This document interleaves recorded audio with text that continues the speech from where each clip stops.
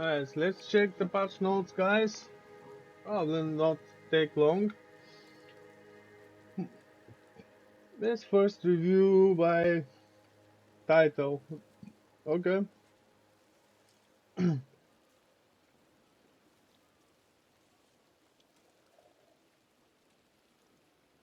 So,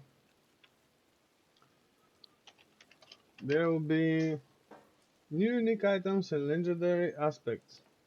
Gameplay updates, experience updates, balance updates, class balance updates, battle pass updates, and bug fixes. Where do we start? New unique items. Okay.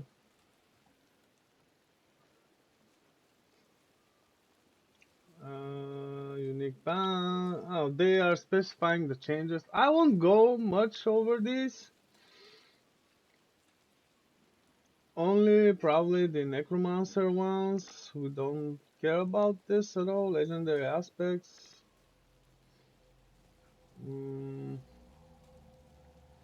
Romite aspect, root defensive aspect, rogue aspect of the long shadow.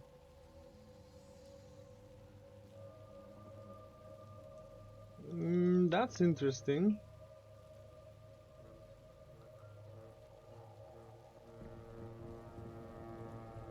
Okay, not much.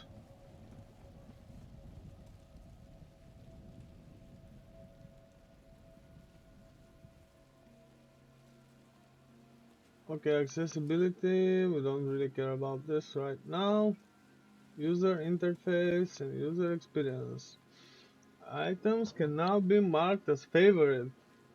Yeah, I remember they talked about it. This is a good feature, especially if like you wanna mark as favorite just a couple and just sell everything else if possible.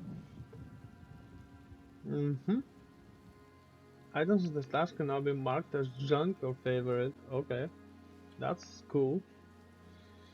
Can now be searched. Okay, the stash can now be searched, but imagine us, controller guys, console guys. Right, let me show you how this works. Um, so, let's say I wanna chat. Alright, I have to assign it somewhere. Let's assign it here. Because I moved it. Okay. Open chat. Okay, let's assign it here. So, if I wanna chat, I have to do it letter by letter. Imagine me chatting like this while in a party or when trying to trade. Who the fuck is going to wait for you to type on a virtual keyboard letter by letter? I'm gonna tell you who's gonna wait for you. Nobody. Okay? So we need mouse, this is a mouse, okay? And keyboard support for console, at least for search and chat, right? Not to mention that managing inventory is hell on controller. At least the combat is not so bad. But we need mouse and keyboard support on console in order to make this game good enough for console players. The problem actually is that, for example, my PS5 console, right, it detects the mouse and keyboard. It's just not allowed, they are not allowed to be used in the game. Which, to me, generally is a major flaw, okay? Let's get back to, where did it go? This, okay. Alright. Let's get back to this now. Just a moment. So, next topics, right? Using the sell out junk option will now only sell junk in the active inventory tab. Okay. This is a great improvement because it used to also sell, for example, sigils or other things you have in different tabs, which was Kind of sucky because it wasn't good, to be honest. I don't think there's much more to add here, but I'm glad that they fixed it. It is something I was looking forward to. Extracted aspects with the same legendary power will now be grouped together when sorted in the inventory and stash.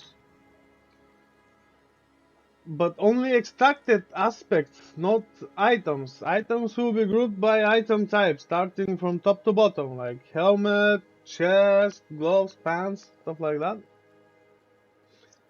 Okay?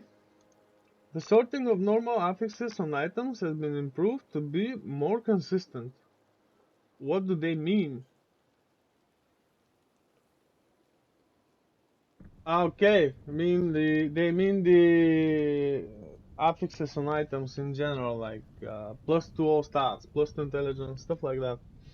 Affix sorting has been curated to more deliberately sort similar affixes together. Okay, so finding that piece of gear would be easier, hopefully. If you're looking for something, it should be easier. Now we have to get used to that new way of sorting. Probably won't take long. Dungeons that have active whispers associated with them will now display the aspect name and description on the map tooltip. Yeah, I remember this was a problem because it didn't display. It's good. Streamer mode has been implemented. Players that wish to hide identifying information, such as their character name or Battle.net username, can find these new settings in the Connect Options menu. Okay, sounds fair. For example, if a lot of people are harassing you, streamers, that's a good thing, right? An additional option for hiding combat text is now available in the settings.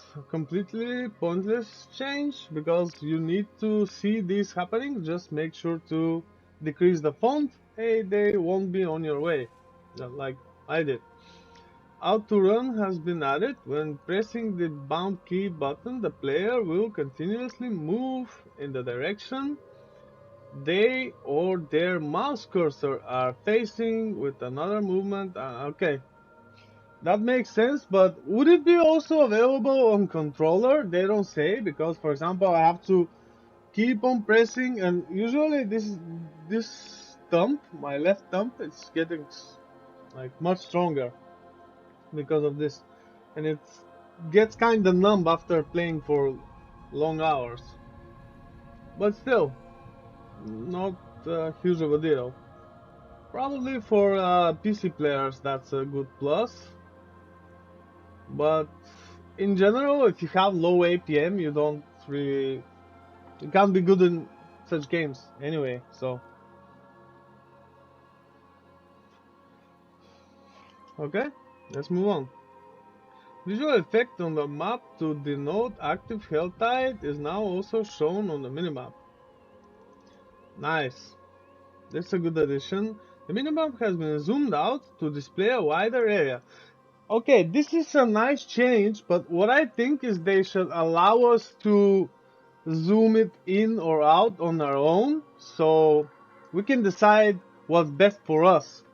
So, not so bad, but still. The many of the changes that they make, like UI wise, should be optional, I think. And also they should make the overlay map, because Diablo invented the overlay map, for fuck's sake, in 96. Why bother excluding the most important action RPG feature in the sequel? Doesn't make any sense. Like, someone took out the game director's brain and kicked it as hard as possible, send it to some other kind of universe in which the most important feature of the game does not exist. Right? That's what I think, honestly. Two additional character slots have been added, totaling 12. Give us 20, 30, so we can make mules, because there's not enough stash space, right? it's just not enough. Even if you don't collect garbage, if you start a new character, just make characters have their own stash space, like private stash tab. Like in previous Diablo games, when you create a new character, they not only have access to the shared stash space, but also to their own private stash space, like private stash tab. That would really, really help a lot. It would really help a lot, I tell you. Okay, items, let's move on. Enchant cost is now determined by a coefficient and the base item power and item type instead of the item sell value. Woohoo! Hopefully it's not that expensive. For example, on one of my Necromancers, currently to roll higher stat on the damage reduction from close, I think, it would cost me like more than 15 million gold to do so, which is, you know, not good. Not good, guys. Okay, for rare items, this will generally result in a higher initial enchant cost, but subsequent enchanting will continue to escalate at a significantly reduced rate than prior. Nice. Enchant costs will be, excuse me, enchant costs will be generally reduced across the board for legendary items. Oh wow, they were so expensive. Not to mention the like roses and stuff that you need anyway, right? Let me just move my character because it fell asleep here. Okay. For example, we don't care about the example. Alright, alright. Oh, okay, the example is good. It will be generally cheaper, but not so much. Okay. Now first enchant is less. Alright. Improving, adding sockets or upgrading will no longer increase enchant cost. Oh, yay! Nice! This is a very good change. It kind of doesn't make sense removing it because you could use like sometimes lower level aspects they had better rolls than higher level aspects, you know? And I don't see it being a problem anyway. Uh, Reroll a rare item before upgrading it to a blacksmith. Yeah, exactly. Exactly, that's the whole thing. And sometimes you just need a lot of gold in advance and you can't use the item until you make it with the affixes you need and then upgrade it to legendary items, which was kind of slow with progression. And now that this is changed, probably we can just straight away upgrade and imprint and then keep on re-rolling. We'll see. The overall formula for enchant cost has been adjusted, so item adjustment need not be done in a specific order. Right? What did I tell you, content creators? Just avoid making so much useless content which could be fixed or changed in a new patch and your video is just pointless. Now, go and list all those crap you published before, because nobody cares about it anymore. Gems will no longer drop from regular sources and can be instead crafted at a jeweler. Yeah. They mentioned that in the live stream you collect materials and you can create gems when you need them, and you don't, you will not waste task space for gems anymore, like I'm currently doing, right? Crafted gems can be salvaged back into gem fragments at the jeweler. Okay, that's nice. The equivalent number of gem fragments will drop less frequently than gems did from regular sources, but more frequently from whisper caches. So, they're basically trying to make us play all the game content for various reasons, like to get something that we're used to getting. Yeah? By moving gem acquisition to an active player action, they will no longer passively fill your inventory, reducing stress and overall space. We're also Weighting the equivalent drops more towards targeted rewards to reduce the potential frequency of checking the materials tab during regular play. Yeah, makes sense. The overall drop rate of elixirs has been reduced. Okay. The 0.5% chance of dropping from a monster has been reduced to, okay, yeah, okay. That's good. Because I remember I used to fill my elixir stab really quick, which is pointless, especially when you just like teleport to a dungeon, and usually next to the entrance there's like some plants, some rocks, or whatever. I think it would be great if they can actually include those inside the nightmare dungeons. Now that they mentioned they will change it so that when you teleport to a nightmare dungeon, you will go straight into it. So no more double load screens. But if you want to get those crafting materials like before, you just have to like go harvest while leveling, or just go Helltide, but it will not longer be possible when you do Nightmare Dungeons because you will go straight into them. And if you want to go out and gather materials, who's gonna do that? Probably nobody. We're trying to reduce stress on players' consumable inventory tab, similar to changes made for gems. We hope players will be interacting with elixirs they purposefully crafted. Exactly. Yeah. You craft most of the elixirs anyway, and instances. Okay. Whisper caches now always only reward. Oh my god, that's so long.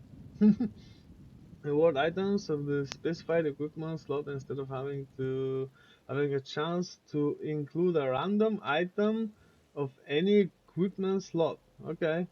The drop chance of scope escape has been reduced. Finally! I mean, look at this. I'll just go to my stash. Okay, let me use a scroll of escape and actually go to my stash, right? Because it's faster. Why I don't care using scroll of escape and wasting it like this? Let me show you. For like I'm not ready probably all yet. of my characters have lots of scrolls of escape, but look at this, I have like 300, right? That's 1, 2, 3, 4, 5, 6, 7, 8, 9, 10. That's 200. That 1, 2, 3, 4, 5. That's 300 scroll of escape, which lies dormant, wasting stash space in my stash tabs, alright? And what I'm talking about, the private stash tab, is when I open the stash, I want the first stash tab to be only for the character I'm playing now, and all the rest to be shared. Especially having in mind the seasonal mechanic doesn't have a designated stash tab, you more probably end up with something like this, using an entire stash tab only for that. And for example, one for the um, aspects or legendary powers items, like don't waste gold, just use the items, and one for endgame stuff like these seasonal mechanic invokers and nightmare dungeons and some other related things, right? And then you probably want to waste at least one stash tab for the character you're currently playing.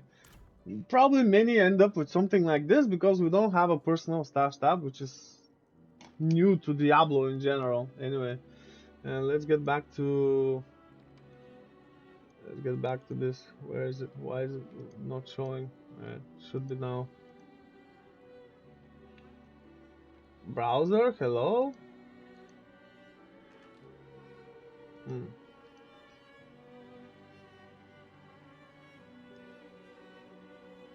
Mm, why is it not showing?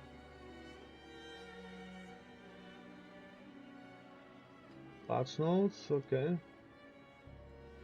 Why is it not showing though? Okay, that's weird.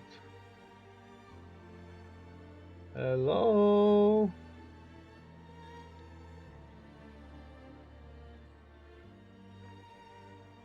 Hmm. Very weird. Maybe I should add it like a new source. Okay, it should be showing now, but it's not. Why is it not? Oh, come on. Okay, I'll add a new source. All right.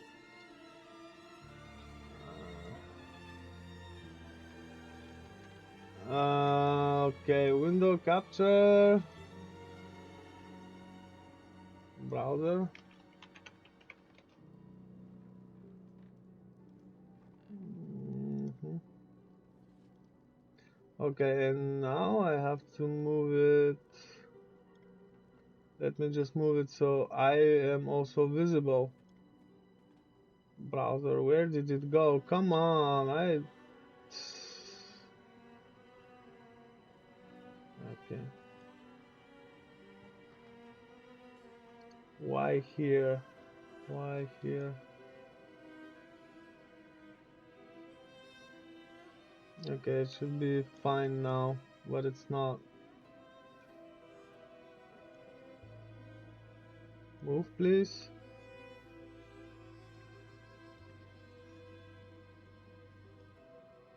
Okay, something like this. And let's make it fit the screen. Sorry for the wait, folks. And let's get back to it. Uh, Whisper caches will now always only reward items of the specified equipment slot instead of having a chance to include random items of any equipment slot. Well, wasn't it supposed to be like this in the first place? Good question, you may say. The drop chance of scroll escape has been reduced. Okay, I was here. Fiend Roses and Forgotten Souls are no longer required to upgrade non-sacred or ancestral items. And then what's the reason to go do Helltide? Right? What would be the reason to go do Helltide now? The item power ranges for sacred and ancestral items have been adjusted. Sacred. Previous range. Okay. And now it's what? Uh-huh, okay. 625, that's pretty much the same, just different level requirements now. Aha, so if you find the items for your alts, you can no longer equip them early on, making you too powerful. Bad. But still, overall, I think it's for the better, I guess. Post level 100. How can right. Okay. Ancestrals, 800, 780, 855. Okay, level 100 to 9. So basically new breakpoints, and how you will notice this is when you go to upgrade them, and if their affixes re-roll when you preview. That's pretty much it. The acquisition rate of Forgotten Souls from salvaging had been adjusted. Probably they decreased it. I just hope that they decreased it so we can actually go do Helltide every now and then. Sacred item has a 5% chance to grant a Forgotten Soul, like not every time. Salvaging an ancestral item has a 10% chance to grant a Forgotten Soul. Yeah, it used to be like every time, which is, you know, stupid. 200 weapons grant up to 2 Forgotten Souls from salvage. Other equipment types can grant 1. Forgotten Souls became much easier to get in Season of the Malignant. Of course, there was simply no reason to do Helltide at all. This is where it was. I actually did like half a Helltide couple of times the entire season. Helltide was designed to be the primary source of Forgotten Souls. Look at this. But being able to acquire them through other means disincentivize players from playing Helltide. Yeah, of course. We want to encourage players to participate in Helltide more and in pretty much all the content the game has to offer.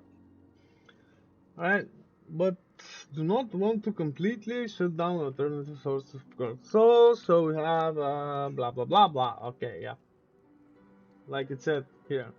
You just get less of those, so if you wanna keep upgrading, you probably wanna go to Helltide actually, which is also useful because you can get crafting materials and other things, right?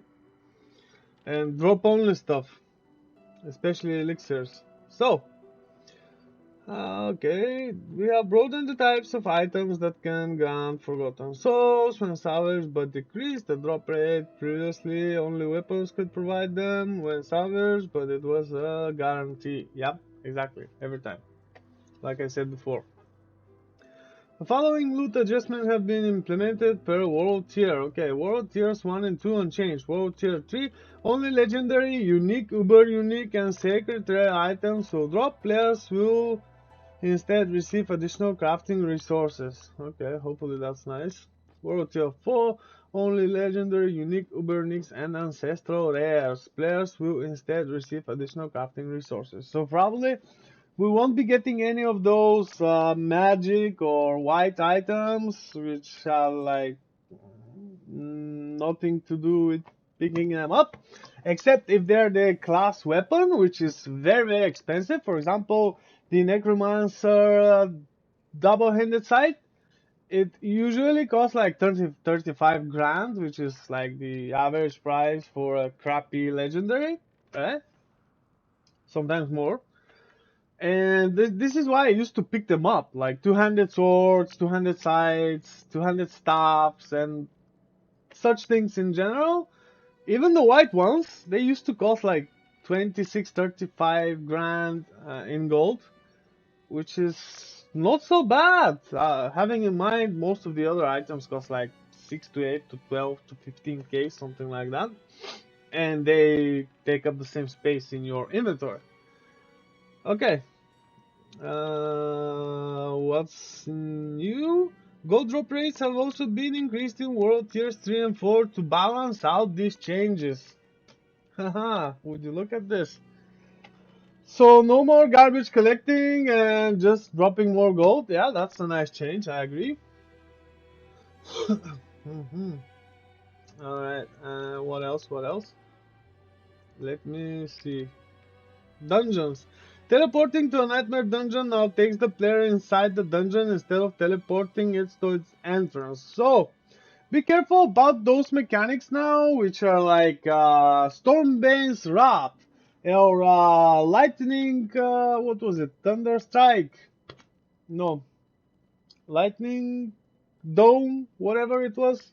You know, with the one with the dome, and there's this yellow thing, which is uh, casting lightning. Anyway, nightmare sigils will now be rewarded upon completing a nightmare dungeon, instead of only after defeating the final boss.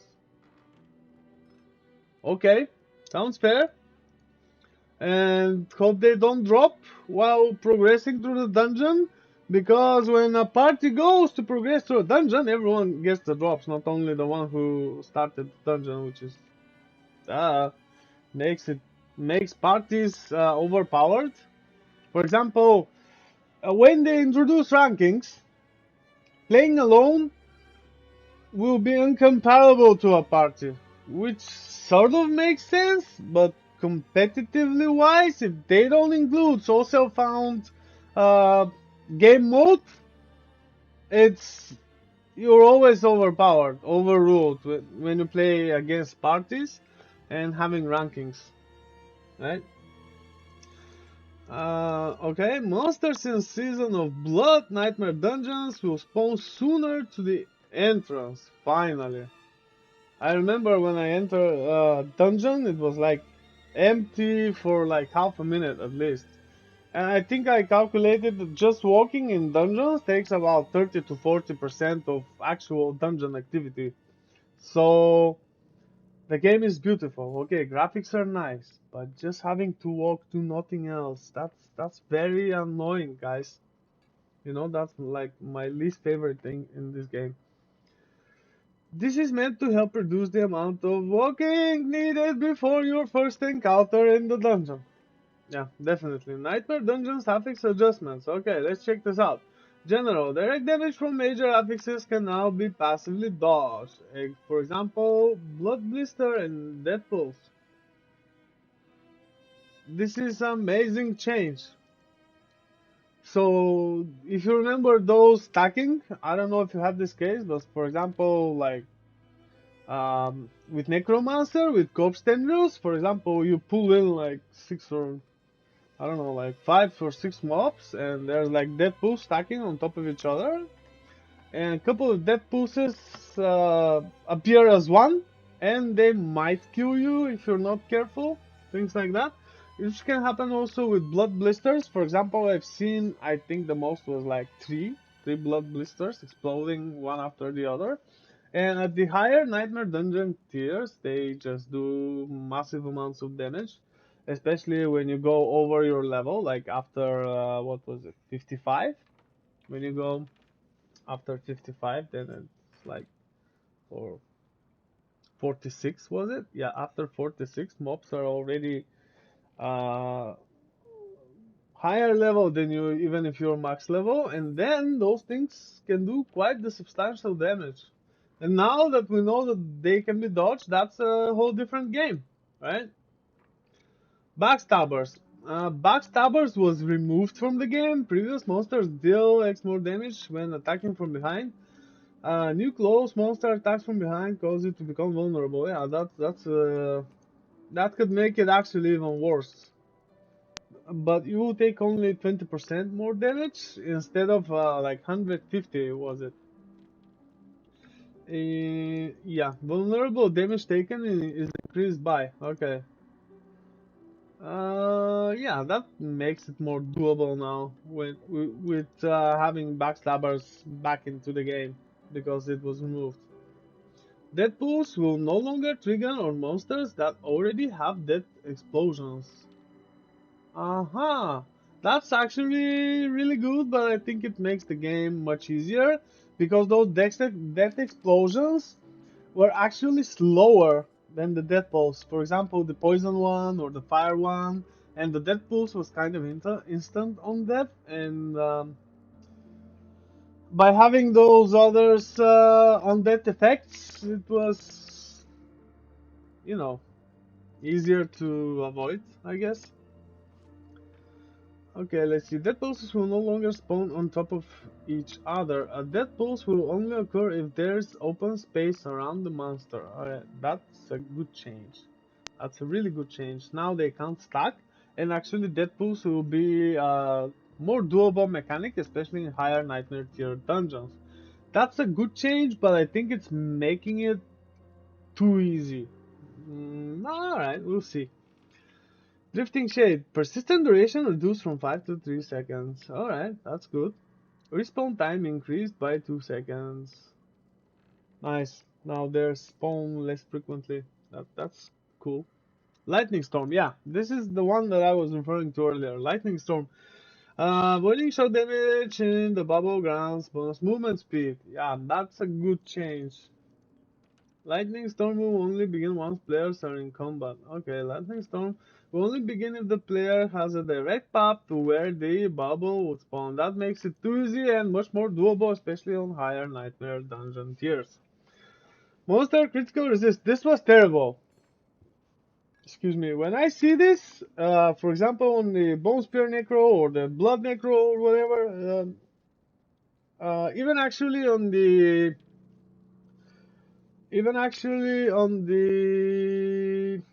what was it? Mm, Reap? Reap? Oh, why did I type it like this? Anyway, reviewing. Live now, thanks. It's a good guy. Anyway, and okay, let's get back to this thing. The monster critical resist. It was actually terrible because most of builds count on critical, even the DOT ones, because some of their passives can crit no matter that the DOT itself cannot crit. And what I initially thought about this, it's kind of a broken design, because when you deal with DOTs, you should be able to handle enemies better when you like do more damage to injured, or have something, for example, like PoE's punishment, if you know. So when the enemy's health drops below a certain amount, you deal more damage, right? So in this case, would be applying more damage to injured enemies, to healthy enemies, stuff like that. Just so the DOT is powerful enough, so when you deal DOT, you don't have to only dodge enemy mechanics, you can actually fight more, like participate in the combat more aggressively, more offensively than just like poison and run around for 5 minutes and hope the enemy will die, which is makes it not a really good power fantasy, right, to be honest. Okay, let's move on, because that's like too much attention for this. But now the new monster attack reduces the damage of your crit strikes from 3 seconds by blah blah, stacking up to, okay. Now this would make sense, because this way, at least when you crit, they don't have to like apply all those additional bonuses if you do high enough damage. Overpower resist. Previous monster take less damage from overpower attack. This was terrible because overpower was like guaranteed after like a couple of skill casts or couple of attacks.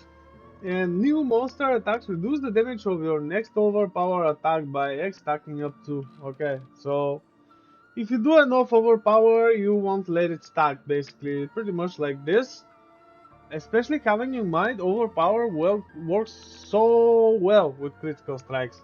Those orange text, you know, poison breakers. I assume everything here will be pretty much the same, but let's read it out. Let's see. Previous monster attacks from a distance have chance to disable your healing potion. Yeah, that was not so bad. It was pretty much doable, especially when you heal on kill or on skill cast. For example, with Blood Surge, which was a good leveling skill and not a really good endgame skill. Monster attacks from a distance increase the cooldown of your next potion, which is pretty much the same, I guess, but up to seconds. So this might actually make it more terrible. If it's more than that, we'll see. Especially for those builds that which don't do like healing mechanics and stuff. Poisonous evade. Poisonous evade leaves a pool of poison behind the and then okay, new. Using evade leaves a damaging pool of poison under the first enemy you evade through or at that or what? So it only leaves it when there's enemies, not when you jump and there's no enemies. Okay. So how this may help is probably not to confuse it with the enemy poison effects, but no matter, like their colors are slightly different. Maybe that's the problem. Slightly different. Okay. Resistance breaker. Sacred monsters. Monster attacks from distance reduce all resistances by -3 for 6 up to oh. This is reduced. It was like up to -30 or 60, or it was very high. It could get really high. Okay, Thorns. Previous, your Thorns was increased by X. New. After attacking an enemy, your Thorns are increased by X for 3 seconds. Okay, yeah. They seem to like this stacking mechanic, alright? Glyph experience and increased across the board with significant increase. At earlier tiers, overall glyph experience across all tiers up 90%. I don't think that's kind of necessary because, for example, I remember leveling up to 100 Sever Necromancer, and it utilized 6 glyph, and there was only one glyph that I didn't fully level up by the time I got 100. So I think it's not really necessary, but you can get higher power earlier, and especially having in mind getting to level 15 all the glyphs so they can increase in range. That's probably gonna make a significant change on power progression. Many dungeons have received visual updates and layout improvements. Looking forward to that. I remember they discussed this in the live stream, not the previous because it already ended, but the stream before, which was on 4th of October. Yeah. And pretty much most of what we've been covering for now was discussed back then. And because I didn't make a video of it, now we can fully discuss it. And now we can also actually fully decide on vampiric powers to use, having in mind all the changes which are present.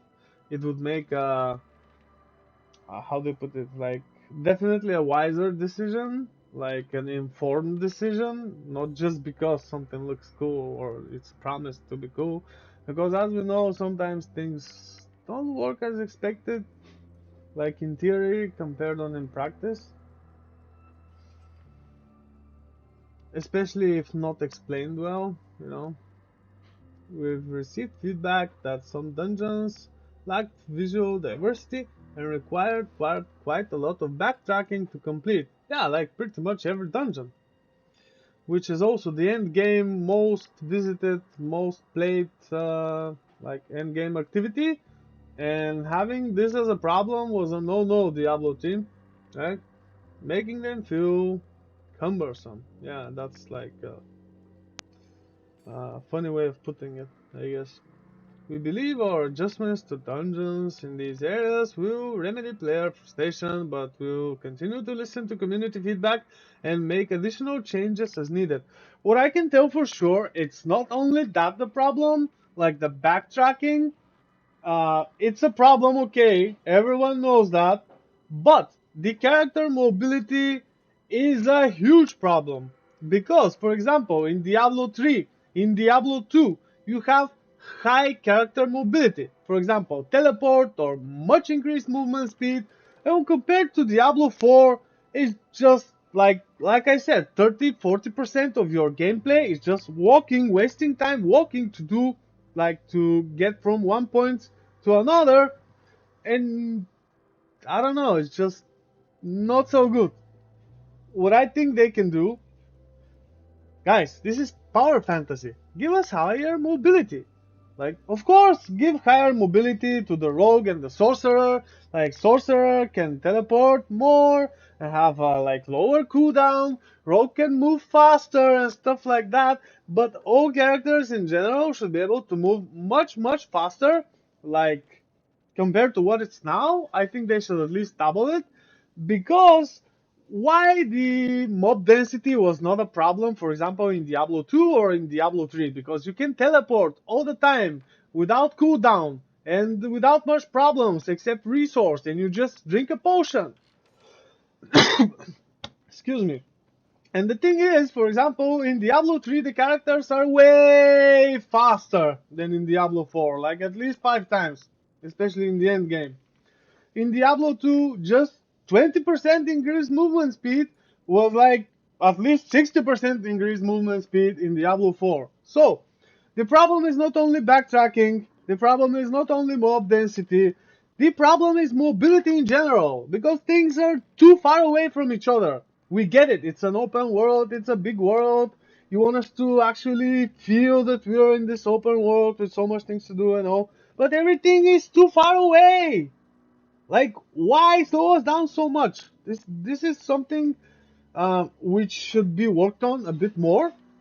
Like, it's okay for a low level character to be slow and clunky and and taking more time to do stuff, but when you reach the end game, for example, after level say 70, 80. Well, honestly, for me, the interesting stuff begins after 95 because your character is almost maxed out and you have a better idea of what it will be when maxed out. And not a maxed out character can't really give you a good idea of what the class is about and the build in general.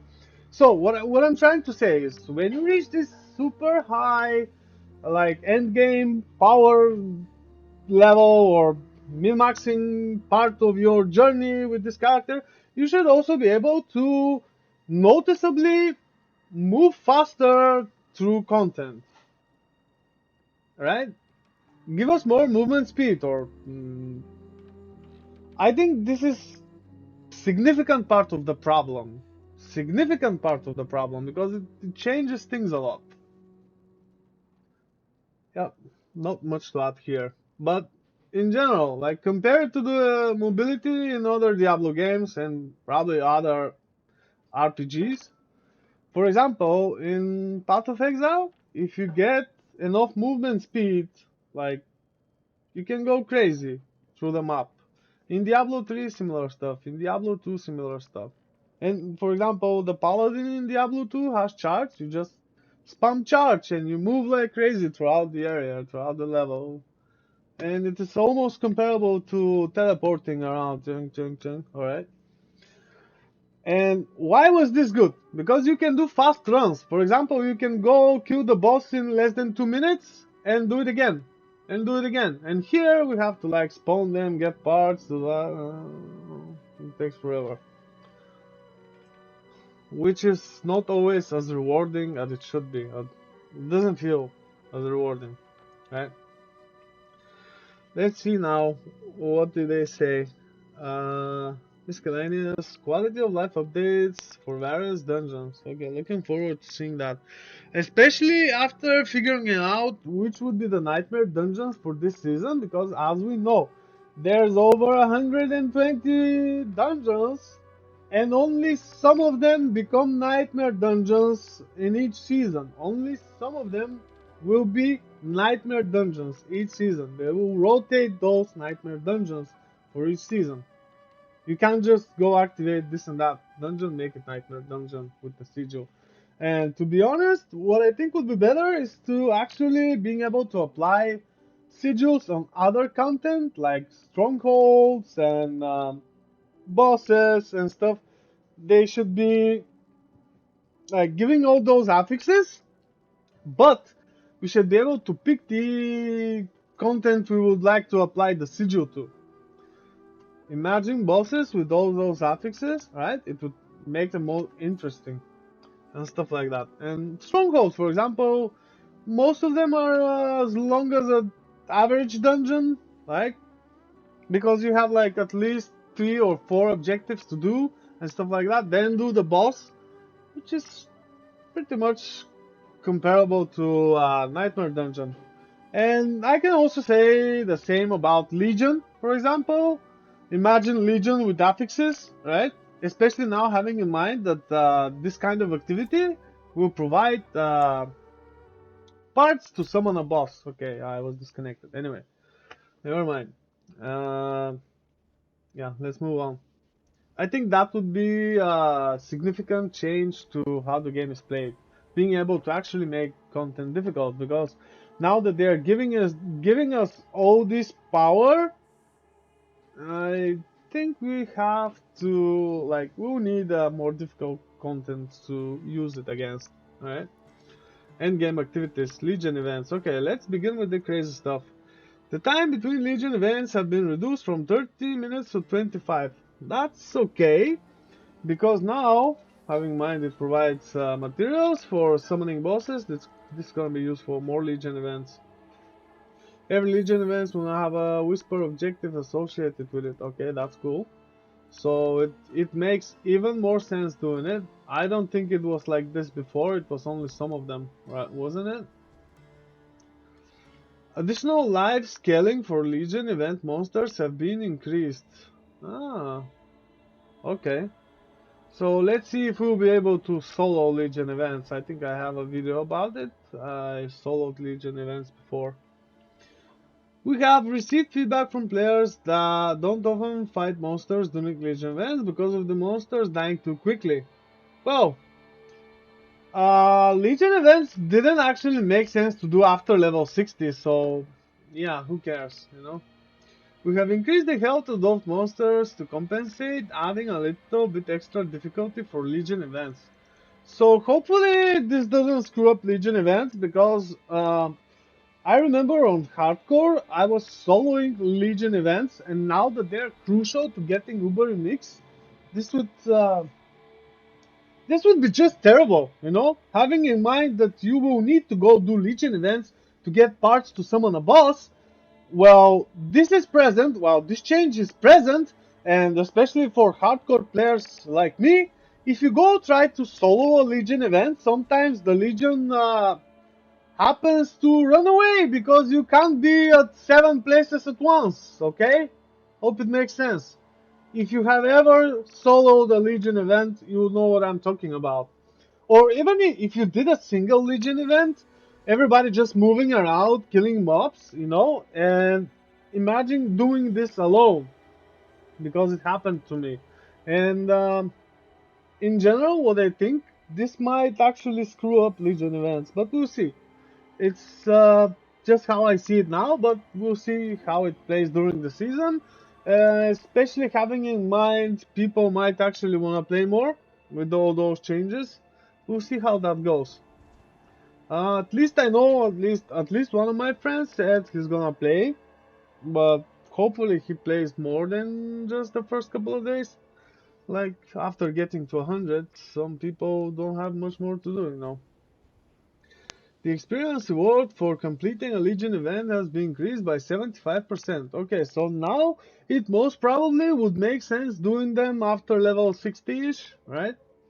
World bosses. The time between world bosses spawns has been reduced from 6 hours to 3.5 hours. This is good, especially having in mind that now they will also provide parts which will be used to summon the higher bosses, alright? World boss health and damage have been increased. Uh-huh. Hardcore players beware! You now have finally something interesting to do, right? Besides Nightmare Tier dungeons. Hopefully those just don't one-shot you, but you have like a death evasion in general. So yeah, we'll see how that goes. On hardcore bosses, world bosses are like pretty much solo events. I rarely saw anyone go do them, and let's see how this will turn out. Mm, maybe, yeah, we'll see. Quality of rewards received from defeating a world boss have been significantly increased, whatever that means, because I remember world bosses actually dropped complete garbage. Just like Whisper Caches, alright? Complete garbage. I never got anything good out of those events. No Legion events, no world bosses, no Whispers, nothing. They always were full of complete garbage. I hope is that they also like give us better rewards for completing the seasonal journey, because it also involves dealing with this content, and it also involves like defeating Uber Lilith or killing other players. And on hardcore, I can tell you not many people do that, because when they go to PvP areas, they're empty. Like, who want to use their character on hardcore for just walking around, right? Probably nobody, at least nobody sane, unless they like have a good leveling strategy, which would make them like not feel stupid for wasting their life playing a game and losing their character for no reason, or just acting on what the seasonal journey requests you to do, because some of those things are actually mandatory to progress, all right? So this kind of makes it terrible by having the player progress by screwing up some other player.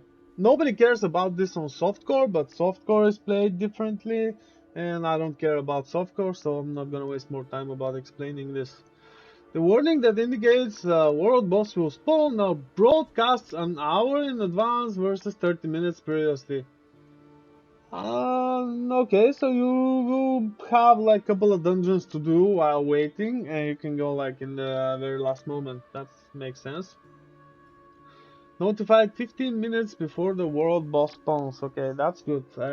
Hopefully they also add this for Legion events now that they are crucial for the end game content where you can like spawn Uber Duriel, right?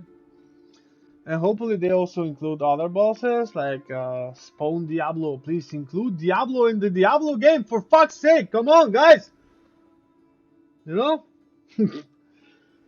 Whoa, okay, General. Silent chests can now spawn in areas where Helltide is active. Huh. Okay, you know those chests which are locked and you can get those keys from the gambler, right? They can now go, now they can now spawn in Helltide. So if you do Helltide, make sure you get those because those chests rewards were buffed and they're like totally different now. The tier for Nightmare Sigils rewarded from Whisper Caches will now always be within 5 levels of the highest level Nightmare dungeon the player has completed. This is really good because, for example, I am on Nightmare dungeon tier 60 or 80 or whatever, and when I go get the Whisper reward, it gets me Nightmare dungeon tier 6, for example, or 2 or 20 something, which I immediately discard or salvage at the occultists. I would rarely keep such a sigil for an out because I can just go and craft it, right? Unless it's something extremely good, which it's never the case. Okay, excuse me. Let's see now. Let's proceed here with more of those details. Sorry, I just opened something here. Uh, okay, there's my browser. Excuse me. Uh, where was it? It was around here. Okay, various quality of life updates for whispers, such as moving the altars to bring collected resources to more central locations and reducing the number of monsters needed to be slain to complete certain objectives. Okay, sounds fair. Whisper caches will now reward significantly more gold and increased gem fragments. Okay, nice. So, we can target farm gems. How cool is that? Mounts. The overall responsiveness of mounts have been improved, but it's a horse. What kind of responsiveness would you expect from a horse, right? Mounts are now less likely to get stuck or slow down unexpectedly. Well, it was not unexpectedly. It was on obstacles, no matter how small. That was the problem. No matter how small of obstacles, alright? The effect was pretty much the same. So hopefully they improve this well. We'll see while playing on season 2. Mansory automatically jumping over traversers will work more consistently. Great, because sometimes I remember having to dismount in order to jump, then having to wait like 15 seconds to be able to mount all over again. Come on, guys. This was just terrible. Mouse cursor, we don't care about this, but in general what they're saying is mouse cursor doesn't have to be that far away in order to run faster with while mounted, right? They were saying this in the previous live stream.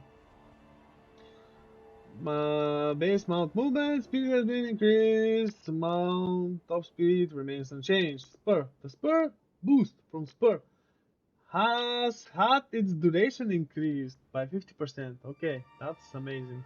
Because it didn't feel like much, but now it will. Using Spur now allows mounts to break through barricades. So, it's not gonna be like now, just walk and they break. You have to spur. Sounds fair. Because it's a barricade. You can't just break it by walking through it, right? But charging through it, that's a whole different story.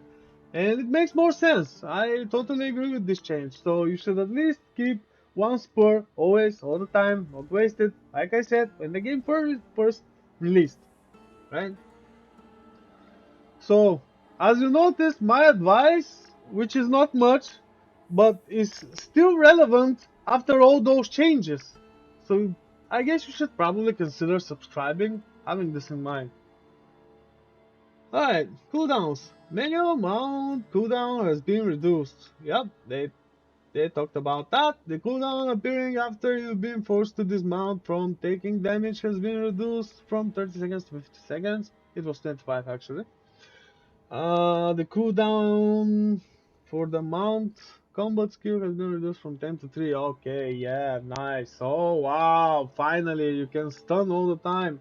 And actually now damage to stunned makes even more sense, especially for druids and barbarians, which utilize this a lot, right? And probably also necromancers, because it's not only about the CC slow, it's usually combined with stun, okay? And sometimes both at the same time. Okay, town adjustment. So Kutis has been set up the Tree of Whispers waypoint. Nice. This is a significant change because um, the Tree of Whispers area has everything like really close one to another, and comparing to like adding to this change, what I would like to see is being able to pick where your town portal would lead you to, no matter in which area of the map you are. So, for example, you go to some option, like in those options near the inventory and Paragon and everything. They should have like an extra menu there to have class adjustments or character adjustments, which should be like to pick where your town portal would lead you, and something else to like better organize, right? Not just in game options, or it could be in game options, like who cares, but it has to be somewhere, but probably not in the game options, like with gameplay, graphics, sound and stuff. It should be somewhere else in the UI alongside other quality of life, which is desperately needed by this game. Come on, it's 23, right? 2023. No, we're not the 90s anymore, right? 90s was cool. Best time of my life, probably. At least music-wise. Actually, now that I think about music, most of the music after 95 pretty much sucks. But at least games started being better, right? Anyway, these little stashes have been added to capital cities near important vendors. Yeah, they talked about this in the previous live stream. Stashes have been added to small towns. Okay, Purveyor of Curiosities has been set closer to the waypoint. That's great. Because the only waypoint it was close to was in the, what was it, the druid area, the Skullsland area, right? No wonder it's not included here. Ah, the following waypoints will now be automatically unlocked for characters that skip the campaign. Okay, plus one additional, and but they are specific ones, so hopefully they are the needed ones, like to important dungeons. Mm, Martin. Okay, let's check this. Was it? I wanna go check the name of this in Scotland, because it's a really important change. Dum dum dum dum. Okay, let's see. Is that the one that I'm thinking of? No, it's Corback. The one needed there is actually Corback. But anyway, undiscovered, undiscovered, undiscovered. Anyway, let's log out this character. Alright, leave game. So it will disconnect me anyway because this appears to be very long. Anyway, monsters. All monsters and bosses across the game have been rebalanced around the other changes slated for Season of Blood to ensure the overall difficulty of the game does not drastically change. That's a really good change, and they mentioned it on this stream and on the previous one, so yeah, looking forward. Okay, level scaling in the open world has been adjusted. Levels for monsters encountered in the open world will scale with the player's level, with the minimum and maximum level determined by the world tier. Now, how is this good? this is good because we will be able to do the Tree of Whispers favors more effectively without compromising much to progression. Though, of course, it appears that Nightmare Dungeons would be the best thing to level up. But still, now we will have, while occasionally encountering these other endgame activities, we will have other reasons to actually do this content now. Okay? Uh, Generally reduce the evasiveness of many monsters. That kinda sucks. Monsters should be able to counter you. Anyway, let's see. Cooldown, excuse me, for teleport casts by night monsters have been increased and the range has been decreased. Oh yeah, because they just telestomp you like crazy, you know? That was terrible. Spider host cold explosion now choose instead of freezes. Oh yeah, that's a really good change. The bloated corpse fiend that explosion will no longer has knockback.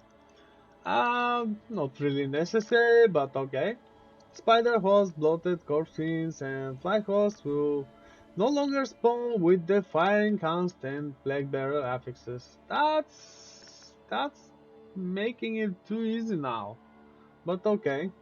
Especially for like cursed stuff like cursed chests and like cursed shrines and stuff. Yeah, hope it makes sense. This is not a good change. It was more interesting with those things, especially if you're like over level 80 something, right?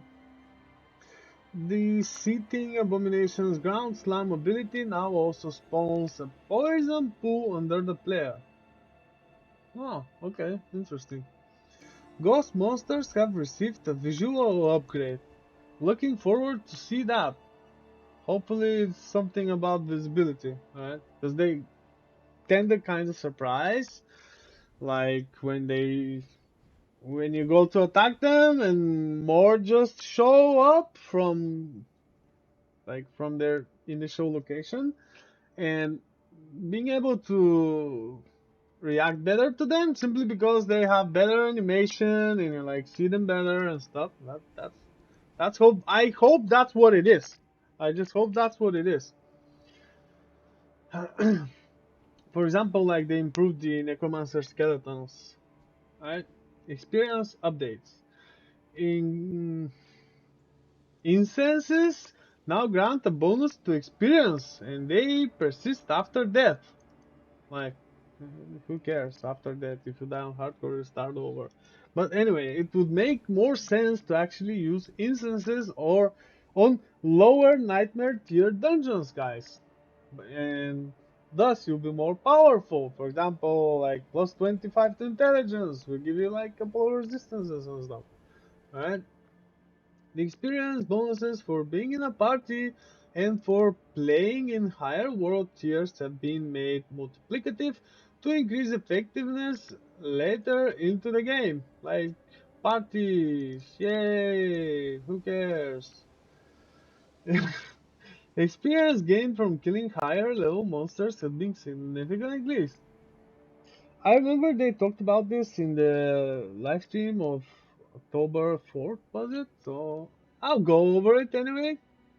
Example values of experience gained from a normal monster before any other bonus. Level 1 to 50 unchanged, level 55, 350, new 425. Okay. That's a significant increase, guys. We're actually okay. So, but how does that relate to character level? How does that relate to player character level? They missed the important part, alright? Hmm, gain from killing higher level monsters. But what's like the comparison between your level?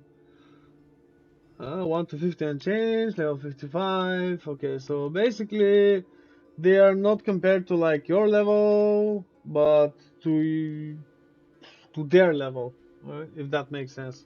So they have like breakpoints now in a different manner, like compared to not your level, but to what level the monsters actually are, right?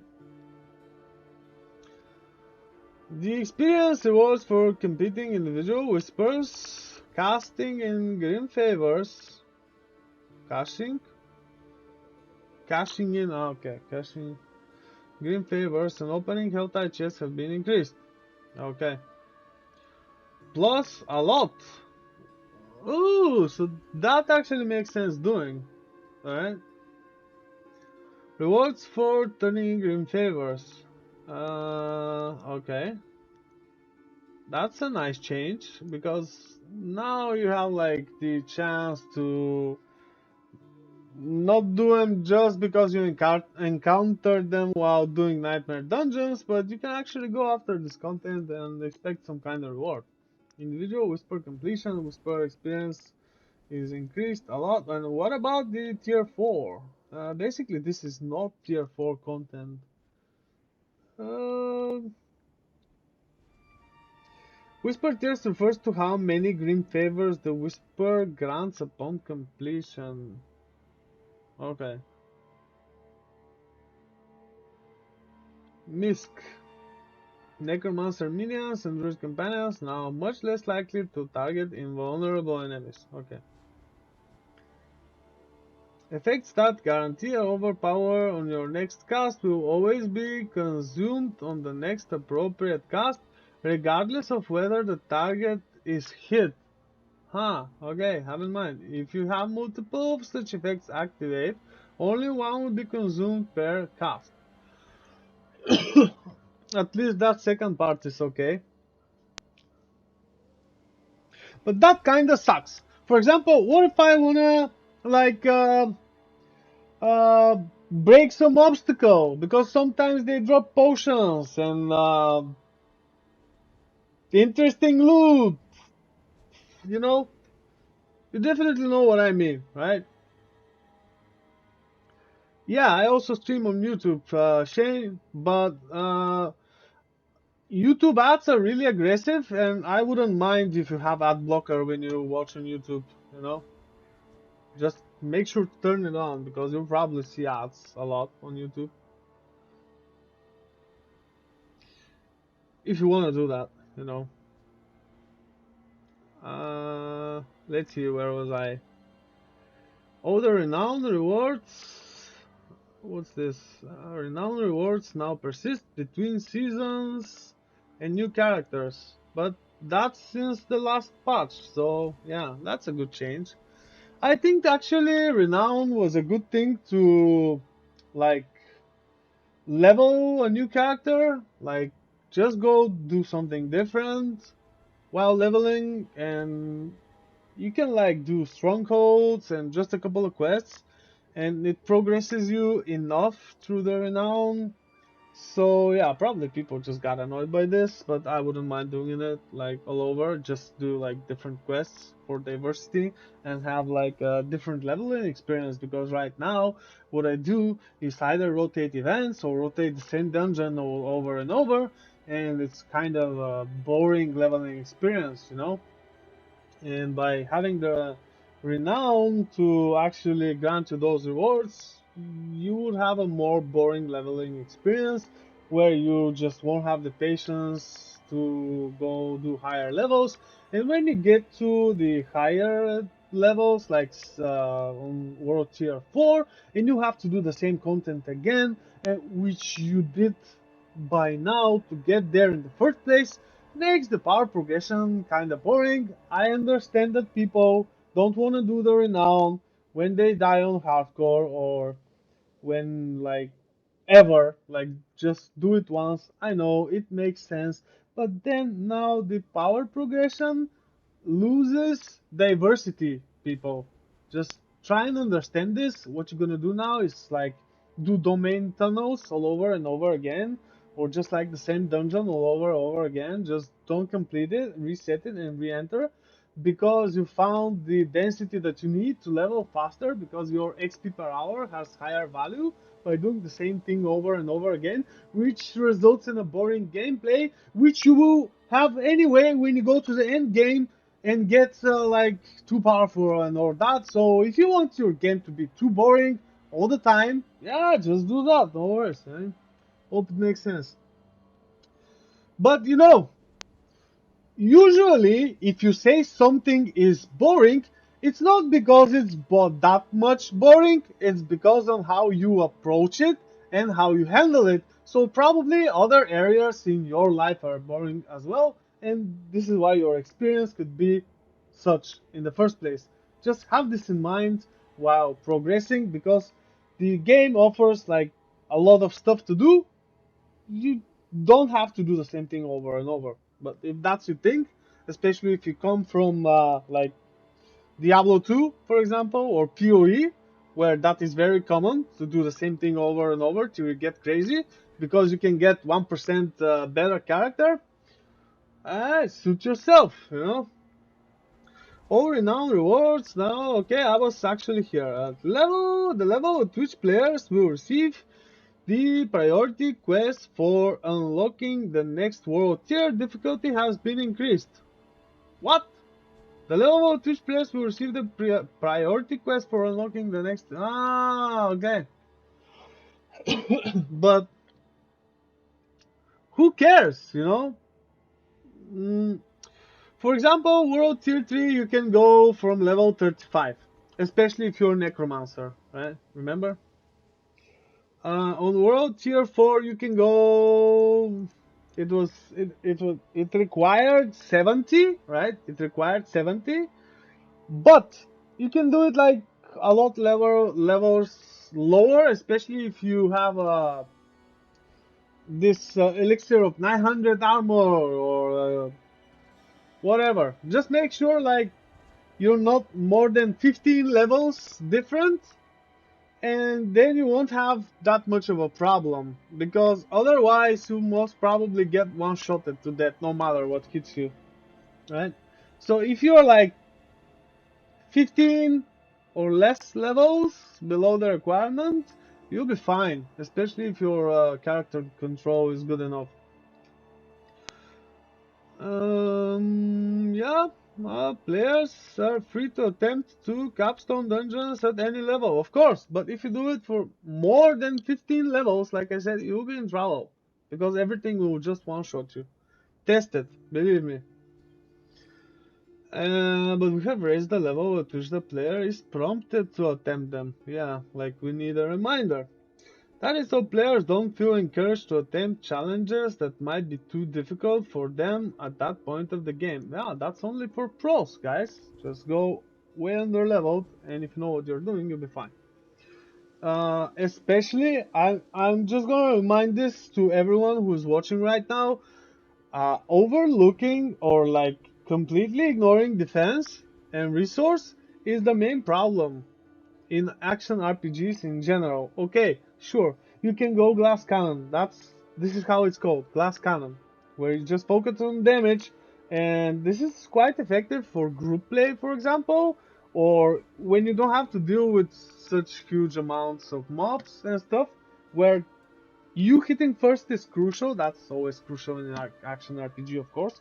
But when you deal with a lot of enemies, especially in a dungeon which takes like 10-15 minutes to complete, you might not wanna die for being like hit just once, just because decided to go like half an hour before, you know.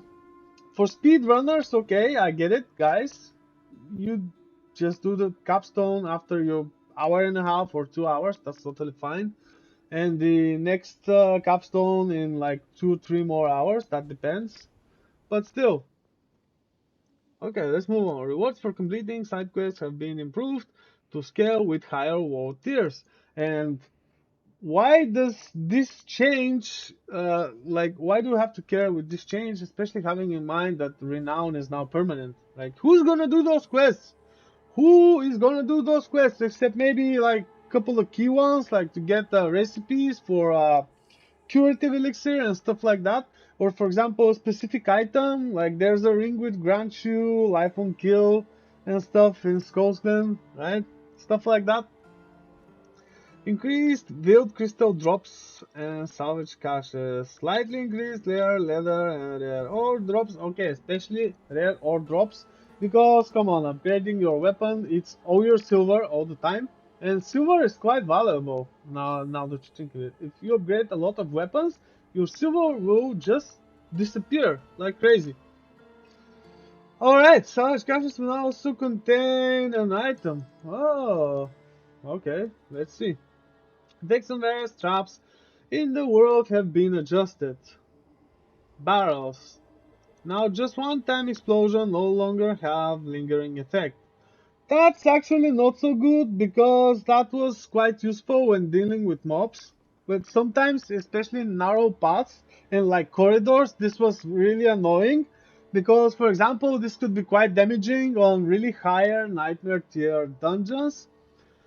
And yeah, you could actually die or just be forced to leave the dungeon. Imagine like doing let's say tier 90 plus nightmare tier dungeon, and it's full of barrels and stuff like that, and you like destroy the barrel to aid you in your battle against the mobs, and but then you just like have to smoke a cigarette and wait for the effect to pass over, you know, which is, you know, kind of stupid, especially with the poison barrels.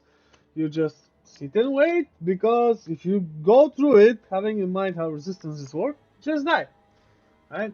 Or you can use like death evasion, or that malignant heart, which if you take more than 20% of your life per hit, excuse me, it procs some kind of shield, makes you immune for 2 seconds or whatever, and you then have to wait because you can't use this for the next proc.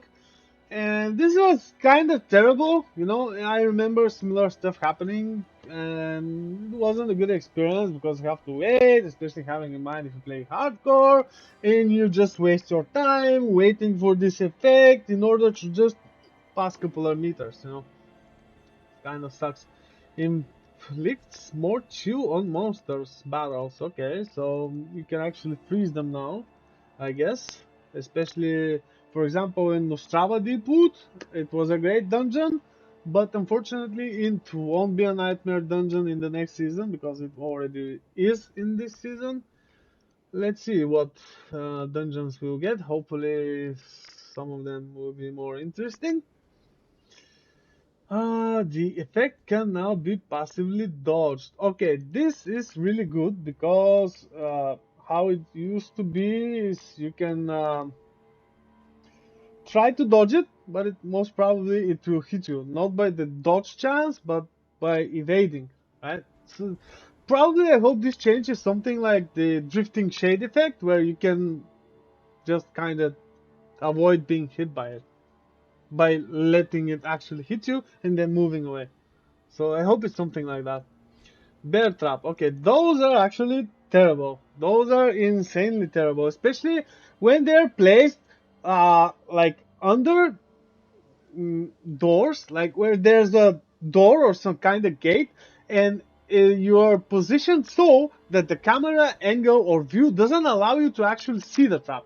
So what you do in super high nightmare tier dungeons is to cast a skill which could break traps if you know that they might happen to be under a door where your camera angle doesn't actually let you see them. And this was terrible. Duration of stun reduced from 3 to 1 seconds, remains 3 seconds for monsters. Can now be passively dodged. Now, okay, this is really cool. Now immobilizes players versus the previous stun.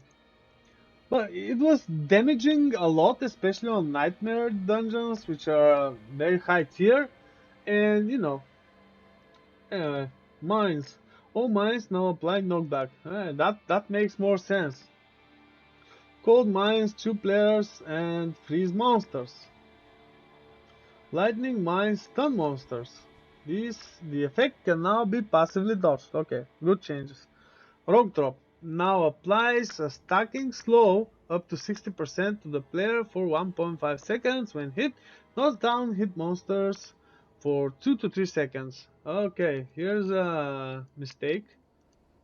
They forgot the space, but you know, who cares? This effect was terrible in higher Nightmare tier dungeons because it usually happens when mobs appear and there's some kind of corridor or a door or something, and it was, let's say, if you stop moving, you definitely get hit by this, and it was always knocking you down. Now it's just slowing you. Excuse me. But now I think that's a better change because slowing you down is better than knocking you down and having you like mobs surround you and actually kill you, right? Especially this is a really hardcore friendly change, but I think with those many changes, they're gonna make the game like really easy. And what would we like pro players do after a couple of days of playing? Probably just gonna play different characters, different builds for you guys, so you can enjoy that. I guess I don't know. uh, let's see now. Increase monster density for the following events: Soul Survivor, Curse Shrine, Nest. Rest of the way. I don't know why they increased emulation. It was terrible as it was, but okay. Eternal Torment. I don't know because, especially if they're ranged, that could be problematic. Let's see. You have to play it to see how it plays, to comment on this more, but especially emulation, it was terrible enough as it is. And the problem is now you have probably not such a good chance to spawn the elite if you kill the mobs on time or the one with the circle, right? So yeah, let's see how this goes. Increase the speed of progression for the following events. Ooh, okay, so time between waves, times to start, time to end. Okay, so time between waves, that's always good, but the rest, I don't know. Last Stand, Wandering Soul, Soul Survivor, Curse Shrine, rest of the Weary Way, and so again, sounds like a good idea, but has to be play tested, so we can tell more, I guess. Health of stranded NPCs that need to be protected to achieve master goals for events now scales better in higher level areas and dungeons to increase their survivability. Yeah, that's a good idea because sometimes I had I had these events when I just go and waste my time because I just go there and those NPCs get one shotted to death and I have no reason to stay do the event, right? Uh, it was a waste of time. No matter if you like delete the screen, the density of the event was so high, you can't really prevent those guys from dying. It was really difficult to do so, unless you do like some insane bloodlance, very pumped up character, for example, which can have a single target skill be powerful multi target skill at the same time. You know, you know what I'm saying. Okay, in the event of a hardcore player disconnects while in combat, a scroll of escape will automatically be consumed to teleport the player's character to safe location. That's a really good thing to know. I remember we were requesting this since like the very beginning, the very release of the game, and like they said, and like they promised, and like they delivered, it will be in season 2 or season 3, and there it is. So we went through half of the changes, guys. Looks like by this browser thing here, but let's keep further. Let's see. This is important stuff because we'll be able to make wiser and informed decisions while playing. And while not knowing the game changes and not following them, our gameplay could include a lot of surprises, which I'm pretty sure, especially hardcore players like me, don't want, right? So yeah, if you're bored with this, go watch something else. Come back later. All right. And probably many are because of the dislikes I'm seeing. Okay, who cares? I'll have to do this anyway. All right. Developer note: our goal for the unique items is okay. Unique items is that they feel impactful to your build and create a moment of excitement upon dropping. Yeah, they will if you have hundreds of them, not just a couple of them, alright? Especially like leveling uniques and mid-game uniques, late-game uniques, and then, of course, the universal or end-game uniques, you know what I'm saying? Like, for example, the Stone of the Jordan Ring, which will provide one rank, two skills, and maximum resource and damage and stuff. You know, this is a very useful ring. For example, let us do something with those super uniques, like call upon the Diablo in the Diablo game, right? Hey, sounds like Diablo 2, but why not? It's still Diablo, alright? Some unique items were falling short of this goal. Yeah, for example, the deathless visage or whatever, it doesn't have life, right? Doesn't have cooldown. It's like total armor, damage. And the problem, for example, with for probably same thing with Tempest Roar, same thing with other unique helmets, right? They are too aggressively offensive. Having too aggressively offensive build defining items is bad design, guys. I think it's bad design because no matter like if you focus on defense too much on all your other gear, you're losing the ability to provide better defense for having slightly better offense, which is, kind of sucky, and actually makes those uniques not so what they want them to be. All right. Some unique items were falling short of this goal, so we are updating them in a few ways to ensure that these items feel distinctly different from other items and are appealing. Yeah, which I was trying to explain. New affixes that didn't exist yet on items, new affixes that already exist but with much higher value, okay? Affixes in the stats they normally would exist, update unique powers to be more desirable. Yeah, Adam Jackson actually addressed this in the current live stream, which was today, right? And they actually mentioned a few examples, and let's not go over them here. Let's just go over one example. Freeze duration affix increased by 70%, cold damage affix replaced by attack speed, stuff like that. Overpowered damage on Mother's Embrace replaced by bonus to maximum life, and now this actually makes sense using this ring, right?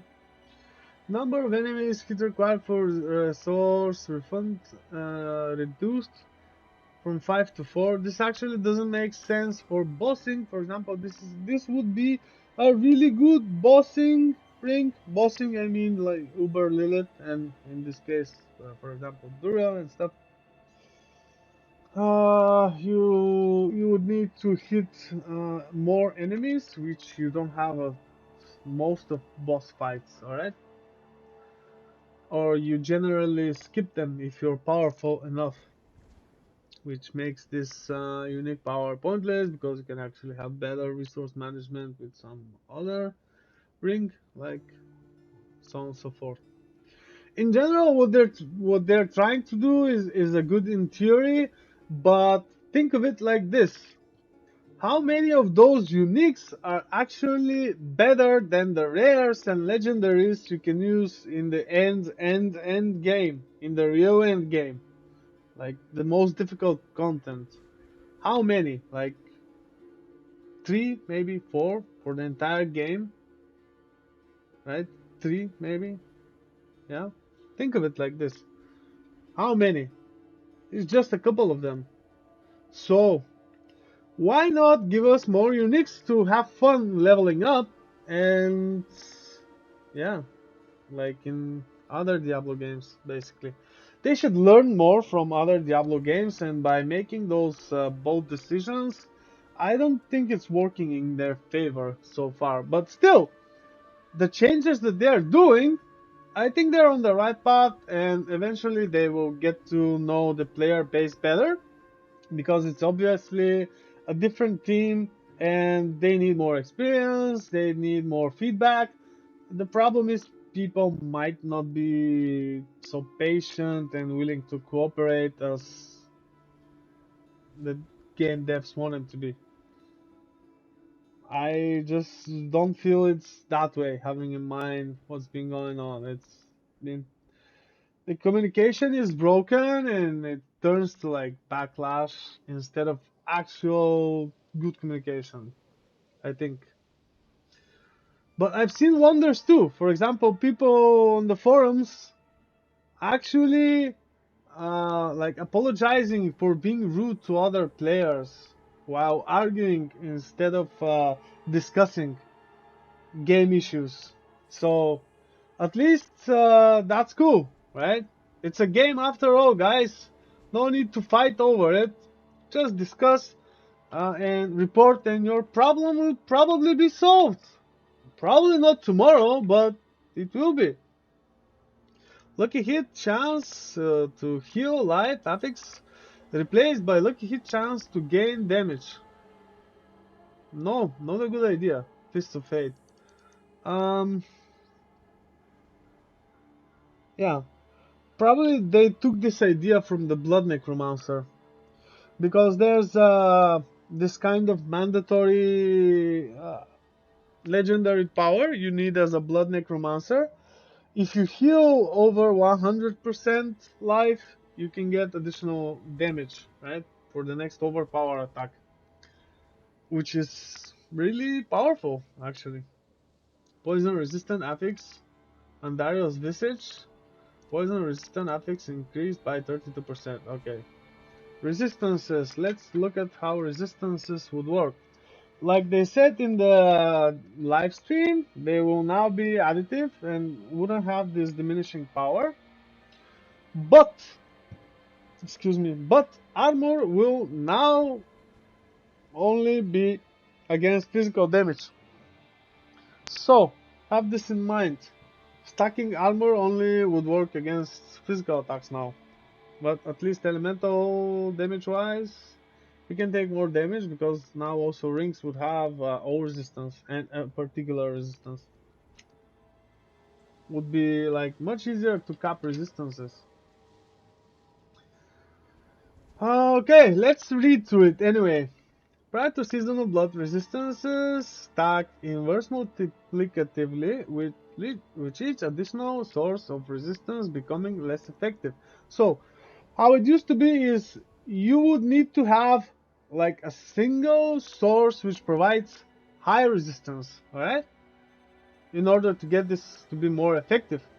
I remember, for example, seeing other players having high resistance type that they'll take more damage, for example, in the armor, because they can get up to 80 or something.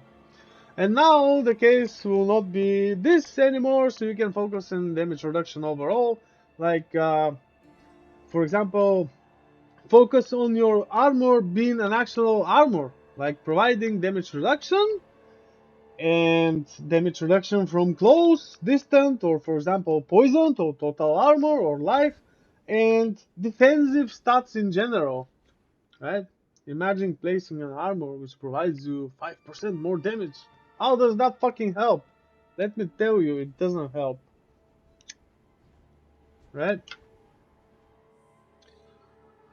Okay, let's move on. For example, you have the sources of 20 resistance. The first source would provide 20, and the second would add 16, and the third source would add 12.8. But for example, okay, the next totaling 48.8.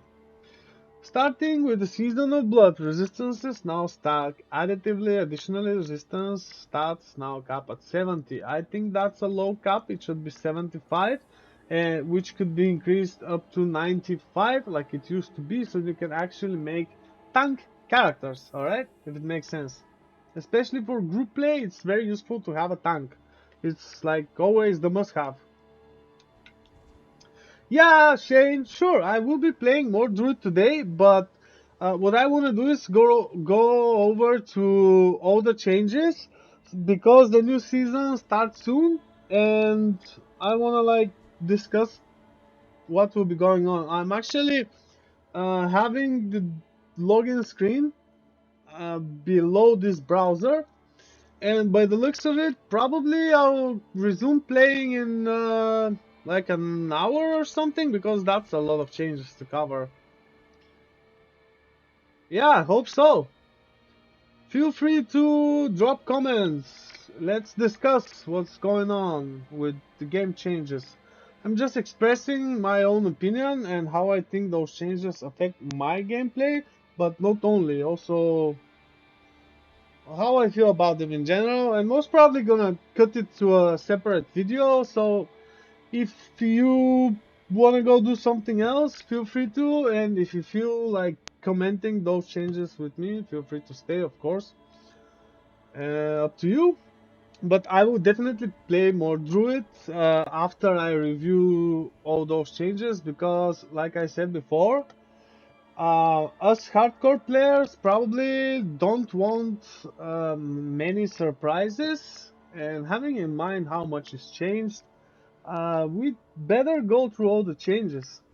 For example, even looking at other classes as well, because we might do some PvP, not only end of season to free up character slots, but also for testing stuff and even dying for fun, like why not?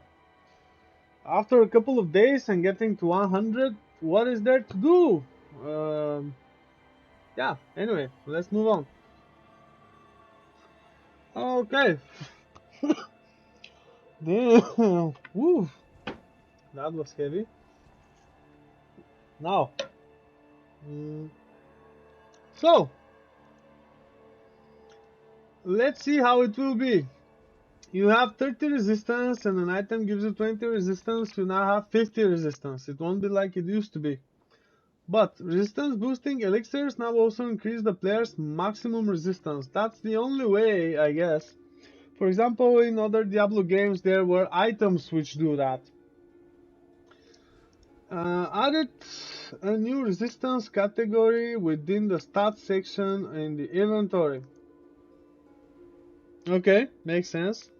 It would be easier to monitor those without having to press too many buttons and scroll down, and especially having in mind some changes might have timed effects, like durational effects.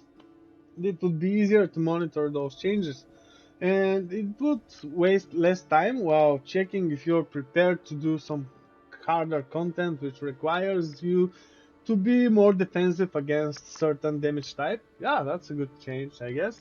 And how it used to be in previous Diablo games, for fuck's sake, right?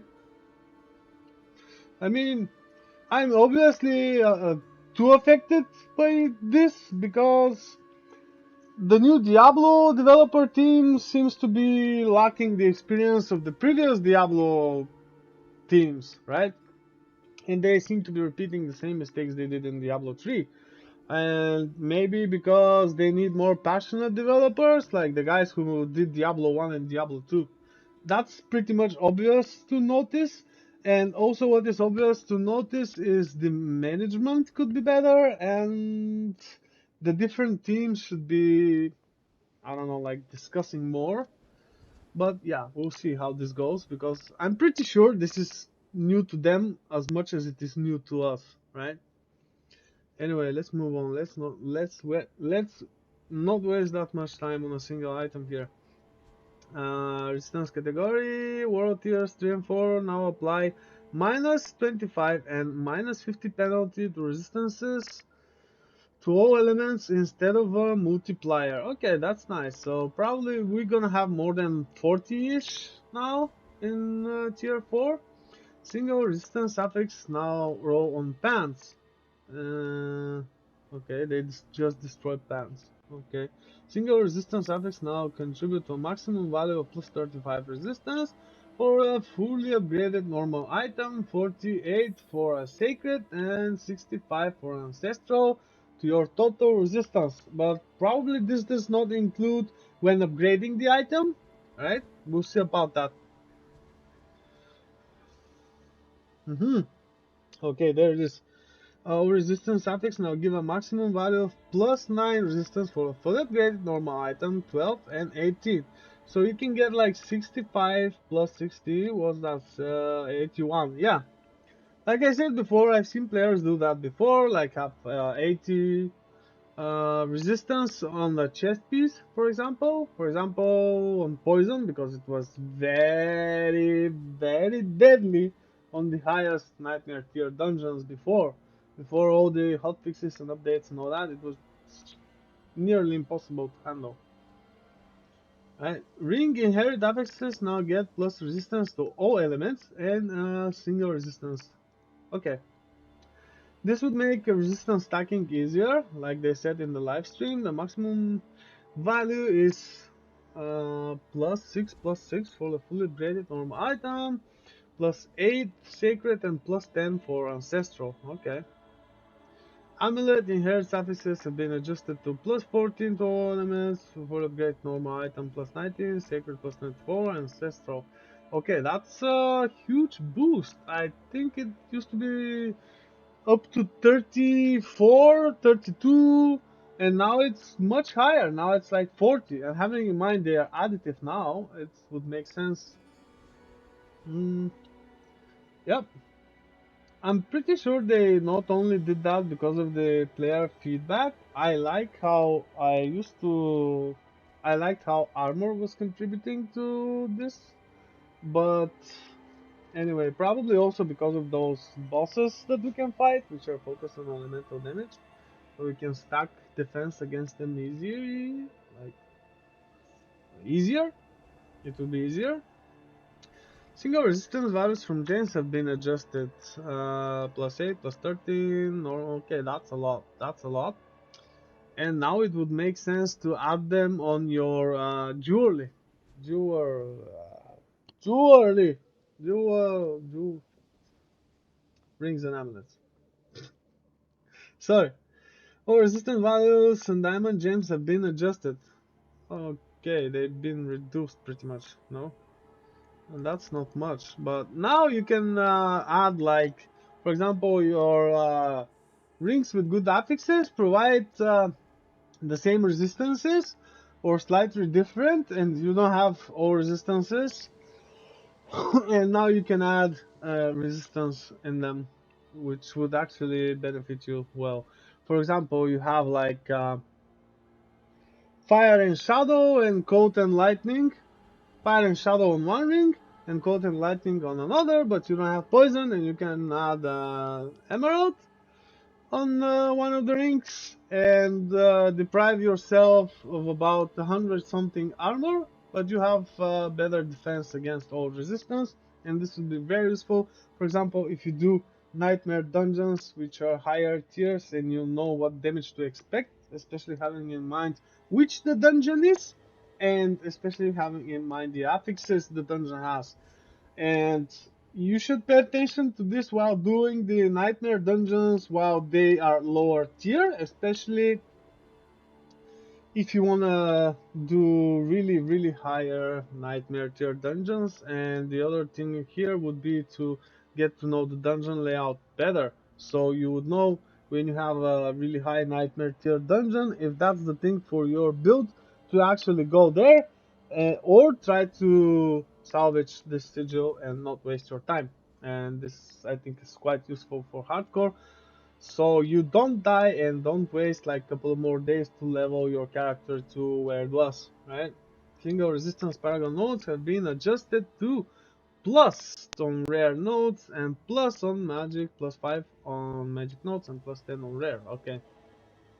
Now that having in mind this is additive, this would be really useful. I think they used to be like plus 2 and plus 4, which was Okay, on rare it was actually +8 and +2 on magic ones, which was kinda low. All resistance particle nodes have been adjusted to +3 rare and +1.5 magic.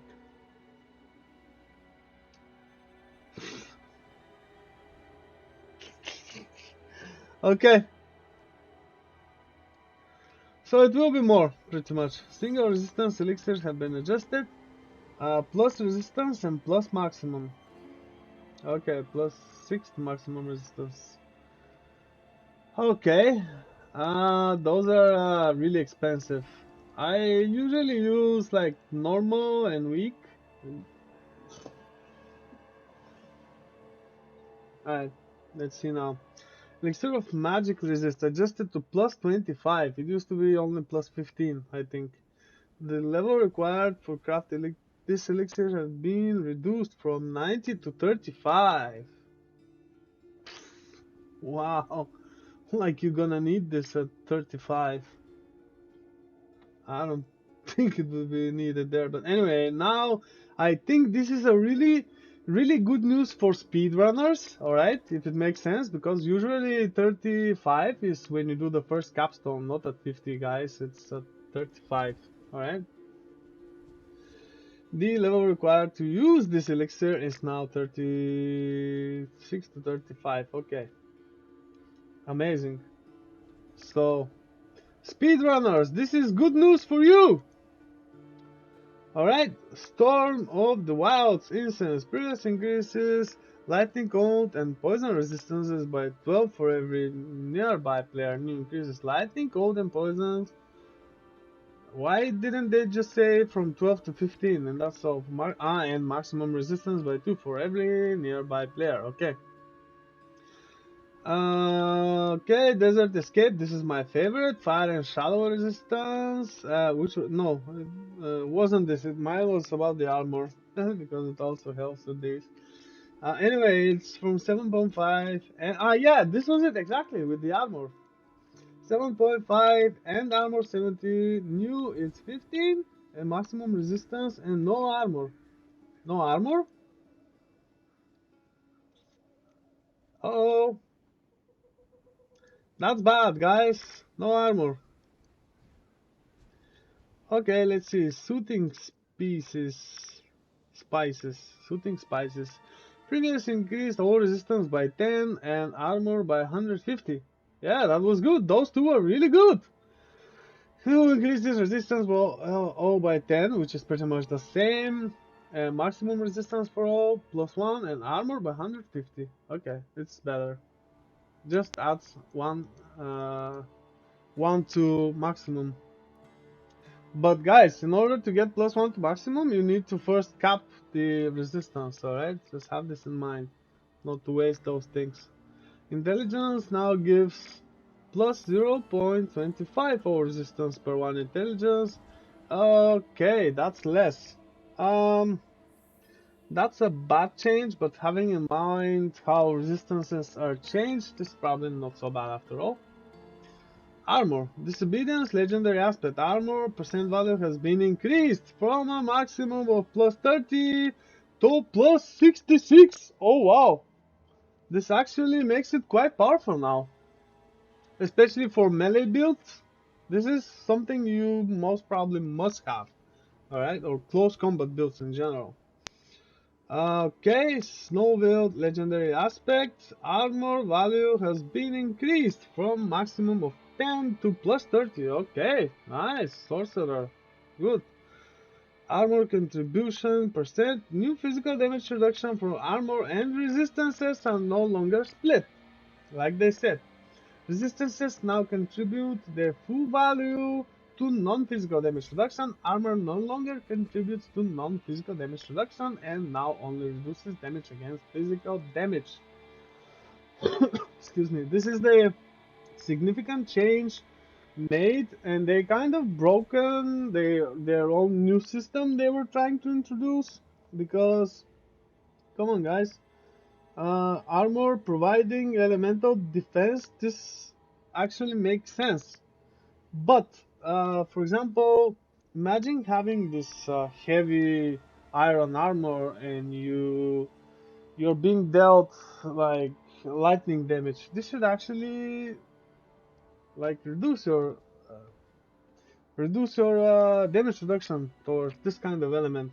For example, like it is on some PoE nicks, right? If it makes sense. Total armor affix has been increased by 160%. Okay, that's cool.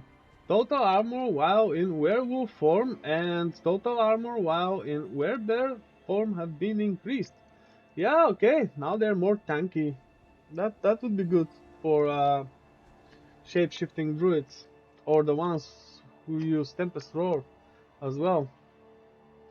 Attributes and affixes, the evade grants movement speed, inherit on boots, affix duration is now increased with item upgrades. Okay. Uh, this is not so bad. Skill rank of passive rank and affixes that roll at +1 now upgrade to +2 when at 5 item upgrades, rather than remaining at +1. Higher base rolls are unaffected. Okay. This is cool. Damage bucket updates. Okay, they were talking about this on the current live stream, like they promised, and now we'll go over much like detail about this. So, for example, how it was when combining different buckets, like uh, overpower and critical, or critical and vulnerable. This has been changed.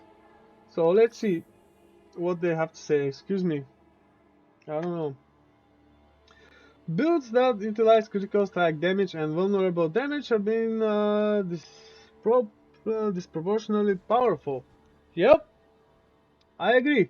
This is because these stats were previously calculated as part of separate damage buckets and that were fully multiplicative when combined with other damage bonuses.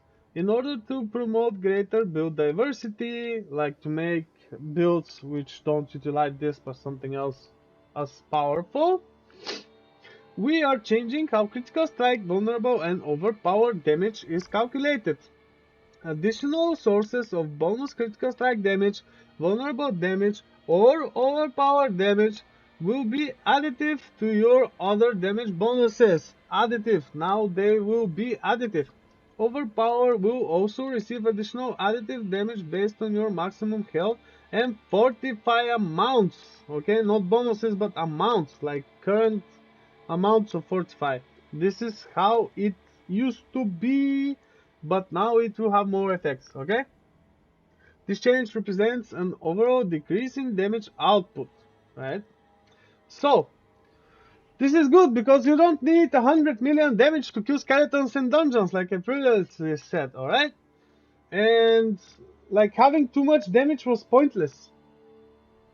Maximum, okay, the change represents an overall decrease in damage output. So, we are adjusting monster scaling to ensure that the best class builds are still as powerful as before. This change is not intended to lower the power of the best builds, but rather allow more builds to reach that same level of power, like I previously said. Okay?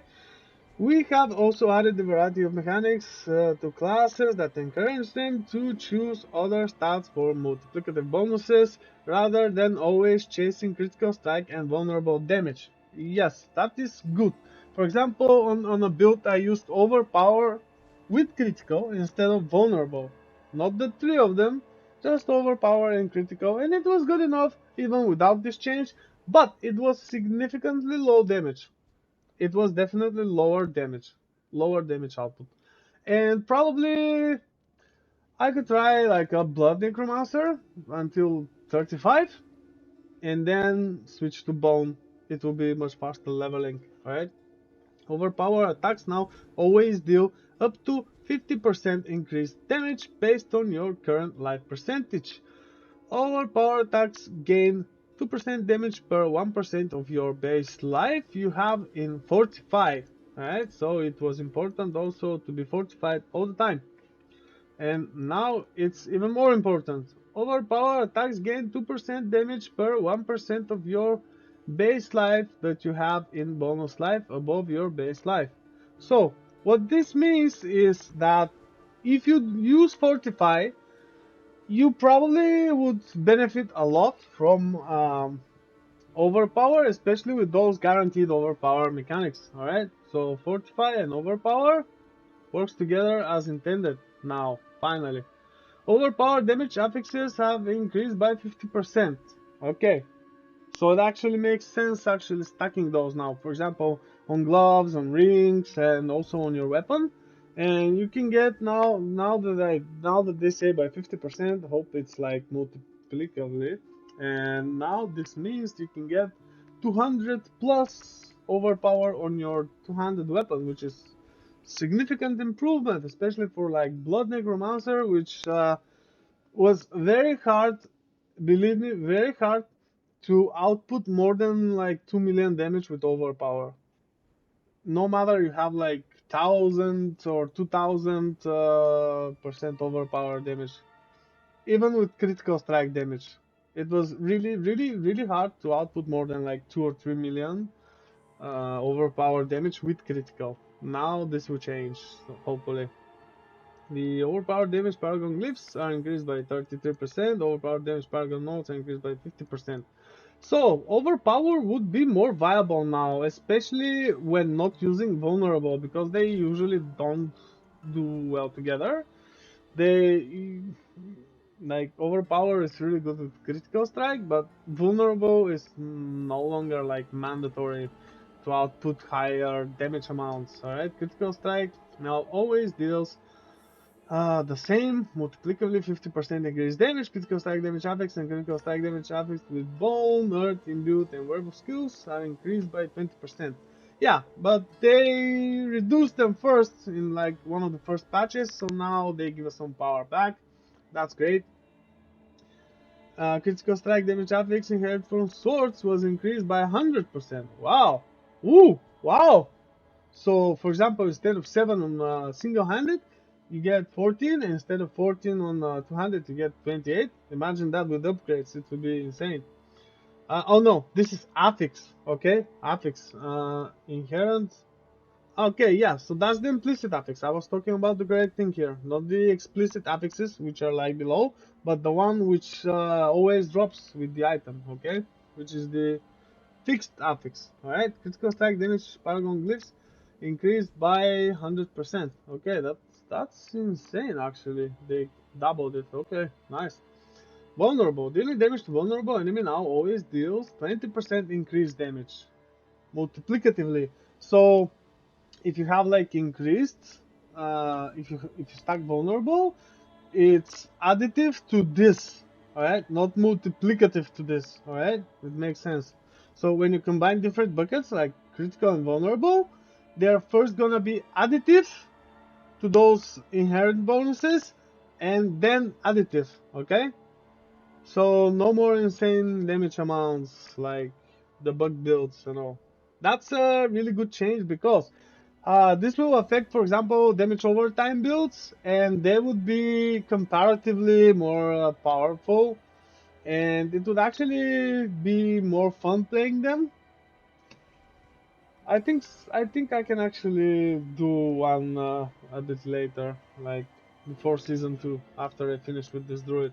Hopefully, finishing this druid would be, I don't know about tomorrow, but like the day after, we'll see. Vulnerable damage affix it's increased by 40%. Okay, vulnerable damage affix crossbows increased by, oh wow. Yeah, no wonder like rogues use crossbows instead of bows. On glyphs increased by 100%. Okay, so they kind of give us this power back, but not only that, they also balance it with other builds which do not rely on those mechanics for damage. For example, like I said, on DOT, you need vulnerable, damage to healthy, damage to injured, and so you can constantly be in the combat and not just hit once and avoid enemy mechanics during this time. Like, for example, it could end up being in PoE, which kind of sucked, you know? Or like DOT being that powerful, so when you DOT things, they get one shot. And now, having this in mind, by utilizing DOT, which is not direct damage, and it's not affected by thorns and stuff like that. Now you can actually have powerful DOT, so when you do it, the life of the enemies goes like this, right? Especially when injured, but it's because it's really good with injured. Okay, let's move on. Maybe I shouldn't go into more details, but now, okay, let's see this Misk, the effect of Death's Defense passive, which prevents Necromancer minions from taking more than 30% of their maximum life in damage in one hit with all points allocated to it, has now been made an inherent attribute for all summons, the Necromancer's minions and Druid companions. So what this means is you no longer have to put a point. They have this in general, but you can actually also put a point to like keep them alive. So now minion builds would be more viable, like they were supposed to be. Initially, they were like too powerful when the game first released, if you guys remember, and then they kind of overtuned them, like make them really, really underpowered, but and like the builds with minions too item dependent, too gear dependent, uh, right? And now this actually makes sense. I might actually play a minion build this time, alright?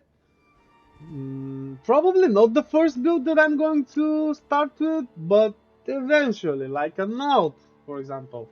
Unless they make it like too powerful, because of minion builds, no matter if it's like Druid or Necromancer, they are too item dependent, alright? And we do not want our season starting character to be item dependent. We want him to be fast leveling and then good defensively, so it doesn't die, and you can like do any kind of content. And when you reach your goals with your main, then you can have fun with ults, test stuff, and you know, at least that's how I approach it, alright? All minions will only take up to 30% of their maximum life in a single hit as damage. This defense has been updated with new effects to compensate for this change. See Necromancer section below. Alright, we'll see this. Now, because this is class balance updates, I will mostly go over Necromancer because this is my main class, and just slightly cover the rest just to have an idea for PvP, okay? Let's read the developer's note just to have this idea in advance. Thank you, Tobios. I'll be seeing you around. Sorry if I didn't pronounce it correctly. Okay. Let's see what the developers have to say. The loot chase to find an item with ideal stats for your build is core to Diablo experience. Exactly. That's the thing. We want to increase diversity in itemization and make creating your build more interesting. To achieve this, we are adding a variety of ways for classes to scale with specific stats in interesting ways, particularly through using the passives and Paragon. Right? That's cool because you get it no matter what. It's not item dependent, and you can build from there. Okay. For example, Barbarian's Hemorrhage Legendary Paragon Note will now multiplicatively increase your bleeding damage by a portion of your damage to vulnerable enemy stats. Okay, that's interesting. The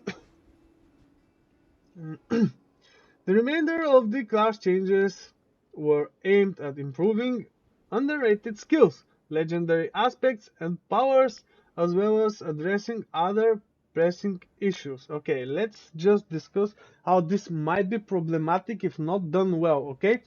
Now, so, for example, you want to play, let's say, Bone Spear Necromancer, because Bone Spear was present in Diablo 3, in Diablo 2, pretty much in every Diablo, in Diablo Immortal, and you know Bone Spear is a good skill, okay?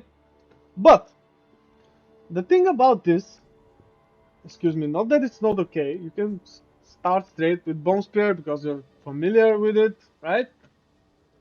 But in this case, we have Blood Surge. It's a better leveling skill. In Diablo 3, we have Blood Nova, right? it's still a better leveling skill.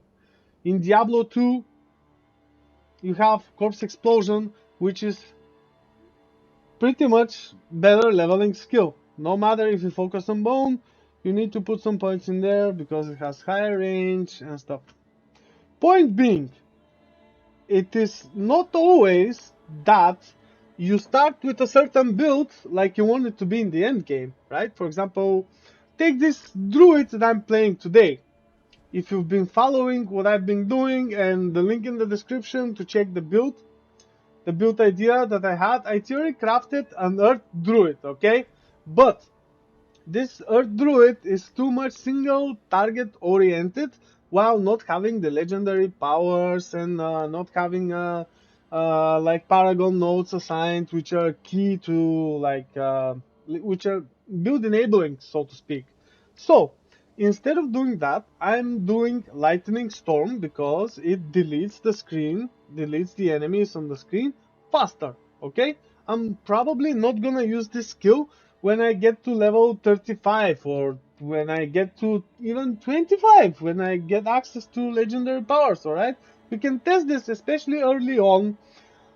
So your build might be different when you're leveling in the early game, in the mid game, in the late game, and especially in the end game when you have access to all kinds of different powers, and this can change. Right? You are not forced to use your end game skills when they are not like empowered as much as they would be in your end game build variant. Okay, if it makes sense. So I hope they do this thing that they say here. I hope they balance it out really well so it actually makes sense. Modifying your character less. Okay, having in mind you can get more powers passively now, okay, and not so much item dependent. Okay, the builds being less item dependent would be better for the game experience overall. Especially, I remember, like, I'm sorry for interrupting again, but I remember like players and viewers telling me they've been farming for like 30, 40 hours to get an item or legendary power just to enable the build that they saw from some player somewhere else, and you know that. Why do you like suffering so much, right? I don't know. Just why? Play something which is viable at the time you're playing it, then switch to whatever you like when you find this power that you need to enable that other build that you want to play. You don't have to play to like from level 1 and wonder why your build sucks. So getting to know your class and what it can offer is key to having also a better experience in the game, and not blame the developers and blame yourself more for not understanding things so well, I guess. But it's better to get them from experience because you will then know why things work, not just because somebody or even I. You don't have to agree with everything that I say. Feel free to discuss, not argue, discuss. There's a huge difference. Anyway, let's move on. For example, we have reworked several Paragon glyphs for the Sorcerer and Necromancer who did not have appropriate places in their Paragon boards to properly utilize these glyphs. Okay, I think I know what they're talking about, so hopefully it is what I think it is. Let's go over Necromancer first real quick, because again, this is my main class, this is what I will be mostly playing. Skeleton Warriors, Inherent Thorns, okay, like they said, there will be not to skeletons, to golems, to warriors, to mages, there's to be one affix, okay? Single affix, minions, Inherent Thorns. This is quite useful, like reducing junk affixes, I guess. But still, um, this would, I see how this is beneficial, but sometimes when you use skeletons, you probably don't use golems, alright? So, I guess it makes building easier, but still, not really a necessary change. It just makes it easier. The new affix have been added, minions inherit critical strike chance. Okay, this is good, because usually it used to be they pretty much inherit 30% of anything you have, and now you can boost certain certain stats which make minion builds more viable and such affixes sought after, if it makes sense. Cooldown reduction now appears on shields. Okay, this is good because it being only on focuses was pretty much a terrible idea because they were not really an endgame thing because they were not so good defensive wise. Shields now have armor value. Yes, now it actually makes more sense using shields, especially like when you do dungeons, nightmare tiers, like after 60, 70, or okay, not that bad, maybe after 70. After 70, things get really different. And yeah, using a shield is pretty much, I wouldn't say mandatory, but it helps survivability a lot. Blood orbs now also heal your minions for 50% of your maximum life when picked up. This was actually a passive, so I wonder how this would affect us. Let's see, for example, okay, blood search. Okay, I had this build here before. I think it was something down there near the blood stuff, alright? Was it not this? Why does it not show up? Uh, what's happening now?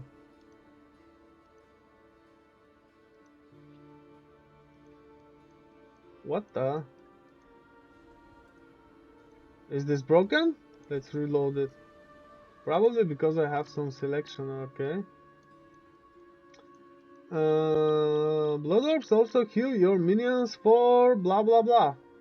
So, if that's in general, probably this here transfusion would increase it, I guess. We'll see. Okay, let's move on. Okay, fortify amount change from being based on base life to maximum life, supernatural blood search. Okay, this is good. Prime Army of the Dead. Ah, okay, Prime Army of the Dead. Oh, wait, what? I wasn't here. Okay, I was here. So, this is by default. Let's go over skills. I'm sorry. Army of the Dead, chance to leave behind the corpse. Wow, I mean, what they're trying to do is actually make us play minions now. Alright? That's what I think. They definitely want us to try and play minions in season 2. I mean, not that it wasn't bad. It wasn't bad, but now it's actually making sense. It's not gonna be so hard and not so item dependent. Fortify from blood search is based on maximum life. Fortify change from link based life to maximum life. Dreadful blood mist. Okay, I'm not using blood mist at all. I think it's a bullshit pussy skill to run away. Fortify amount change from being based on base life. Pretty much they changes to maximum life instead of base life. On bone prison, okay, nice. How about hemorrhage? Fortify amount change from being based on base life to maximum life. Decompose time to make a corpse reduced from 2 to 1 point. Okay, that's good. That's defense. Previous, your minions cannot lose more than 60, 45, 30 of their maximum life. New, your minions gain armor and resistance to all elements. So that's more like a Diablo 2 style kind of change, okay? Because there used to be this minion upgrade in Diablo 2 when you like enable minions. First, when you level up the skill to actually have it, right next to it was this.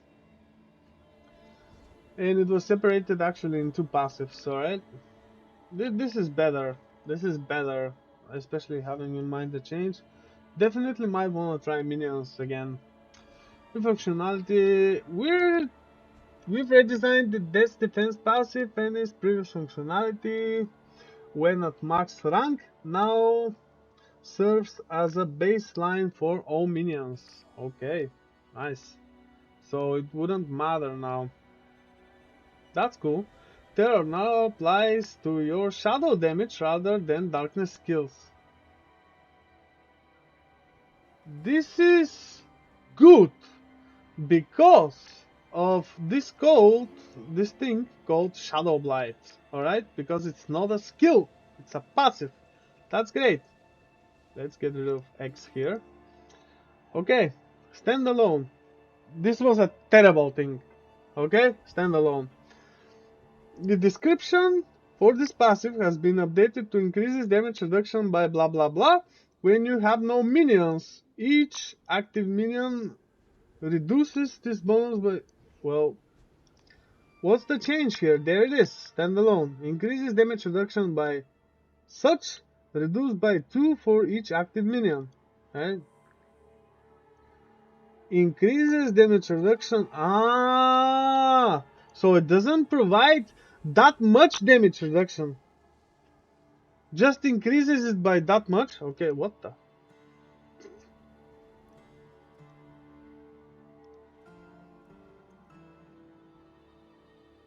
Just by when you have no minions. The problem is that Bone Prison is actually also a minion. So,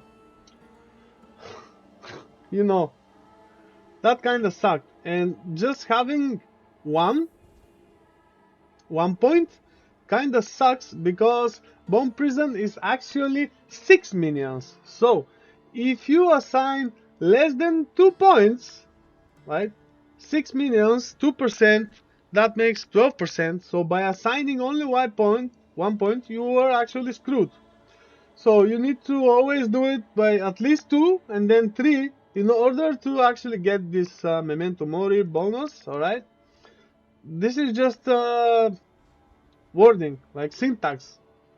Syntax change, nothing else. Like they explained it better by changing syntax, okay? Drain Vitality, fortify amount change from being based on base life to maximum life, okay? Necrotic Carapace, okay, this is really useful thing, especially for minions. And if you generate corpses, not by hued flesh, but by the skill, it's now based on maximum life, okay, that's cool. That's this thing right here, there it is. Okay, so now higher fortify. Ratnos Vigor. Previous. Increase maximum life by 10% multiplicatively after being healthy for 12 seconds. Your next block skill overpowers. Okay, now, after being healthy for 12 seconds, your next block skill overpowers. The timer is reduced by 2 seconds each time blood orbs heal or overheal you for an amount greater than equal to your base life. Wow! Woo! Okay, so blood builds now are gonna be insane with this change. Unfortunately, it doesn't increase the maximum life anymore. Okay, that's kinda sucks. There, just said it's here. But you need more life to overpower better. So I don't know. At least the timer is reduced. Now you'll be able to overpower faster, which is kind of cool, especially having in mind how many blood orbs the blood necromancer is spawning, especially having the embaumer legendary aspect and also corpse tendrils and lots of lucky hit. I think blood necromancer will be very very powerful in season 2.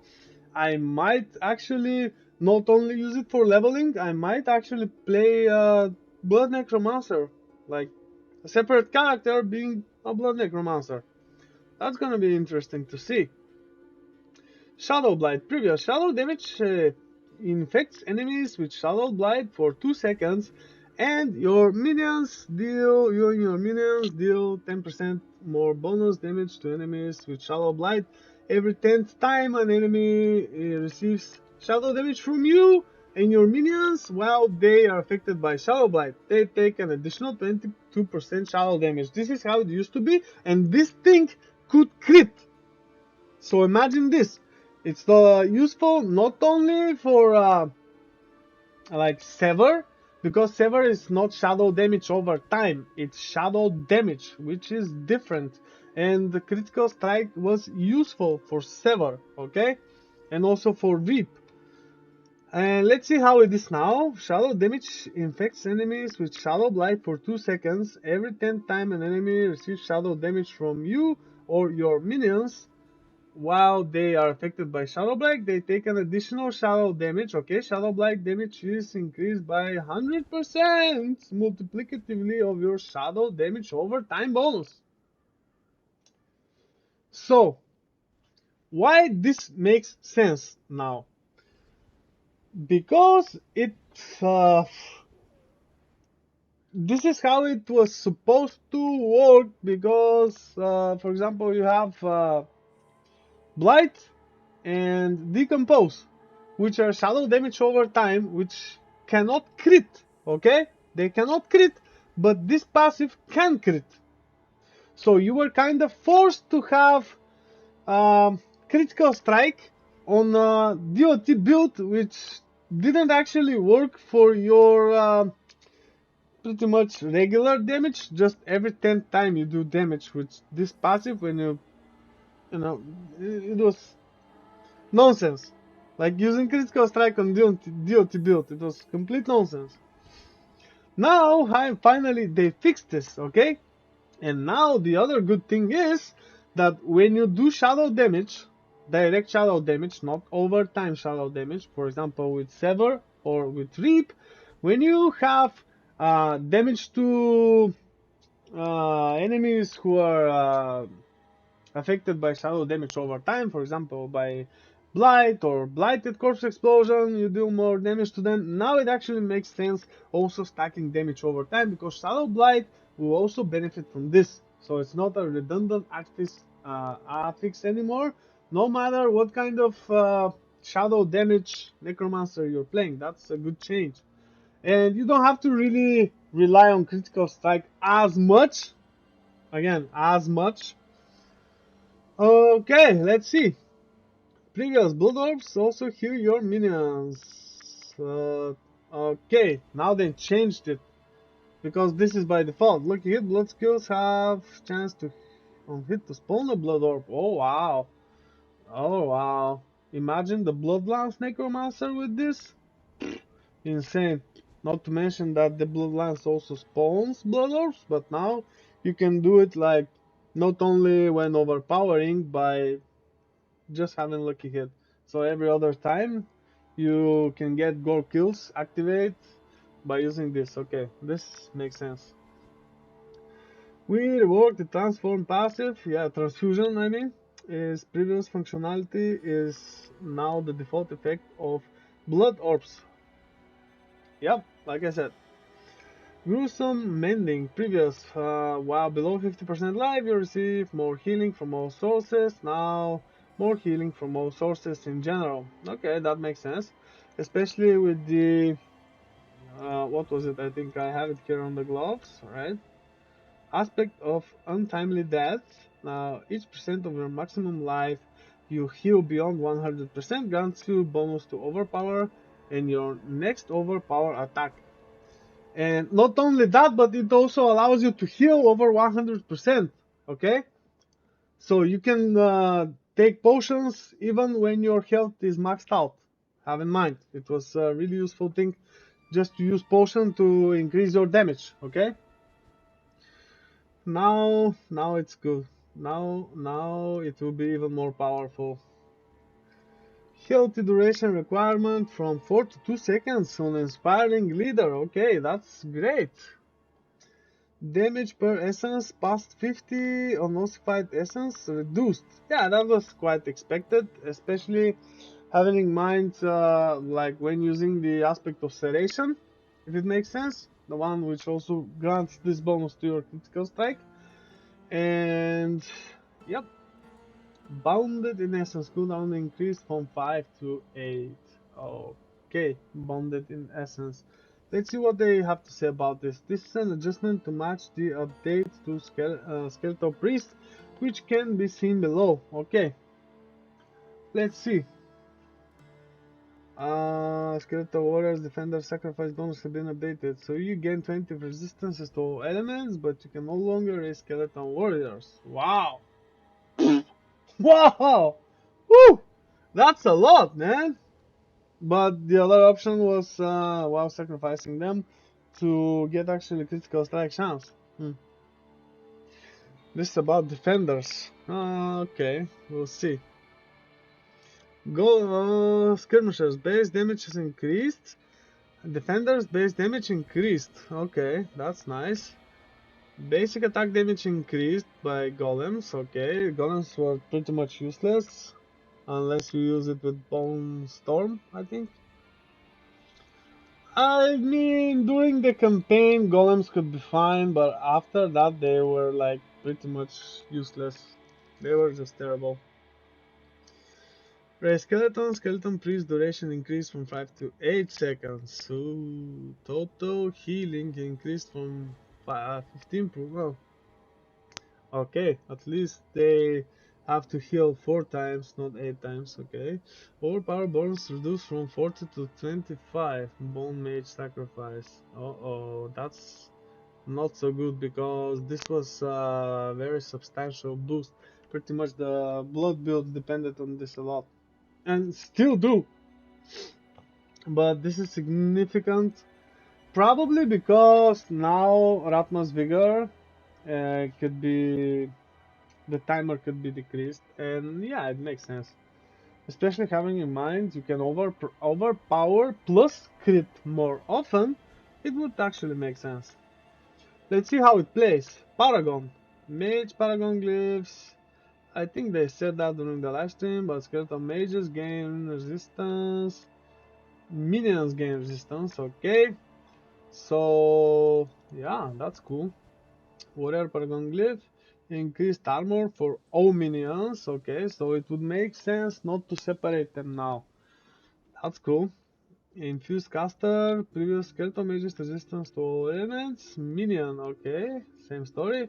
Golem's resistance, now Minion, okay, Minion, armor on Paragon nodes has been increased, wow, doubled, rare nodes, again doubled. Skeleton Warriors armor to Paragon nodes has been increased with, ooh, wow, more than doubled, and they try to make us, I think they're trying to make us play minion builds because they've noticed not many play them, especially after the first nerf after the game released initially. After the beta, they nerfed them quite a lot. It was not so easy to make minion builds. Probably many will be happy about this. Paragon node been increased, double, the same thing. Total armor of golems now Paragon nodes has been increased. Tripled, yeah, rare nodes, tripled, okay. Hulking monstrosity, more than doubled, okay. Scan, infused warrior, doubled, no. 17 to 25, that's good. Skeleton mage damage increased from 17 to 25, that's good. Yeah, increased. Infused golem, damage increased. Paragon notes, okay. Corporeal, I used to use this, or sacrificial, depending on whether I use the bomb prison or not. So let's see, previous. Paragon notes within range gain 40% bonus to their physical and damage reduction modifiers. Now, okay.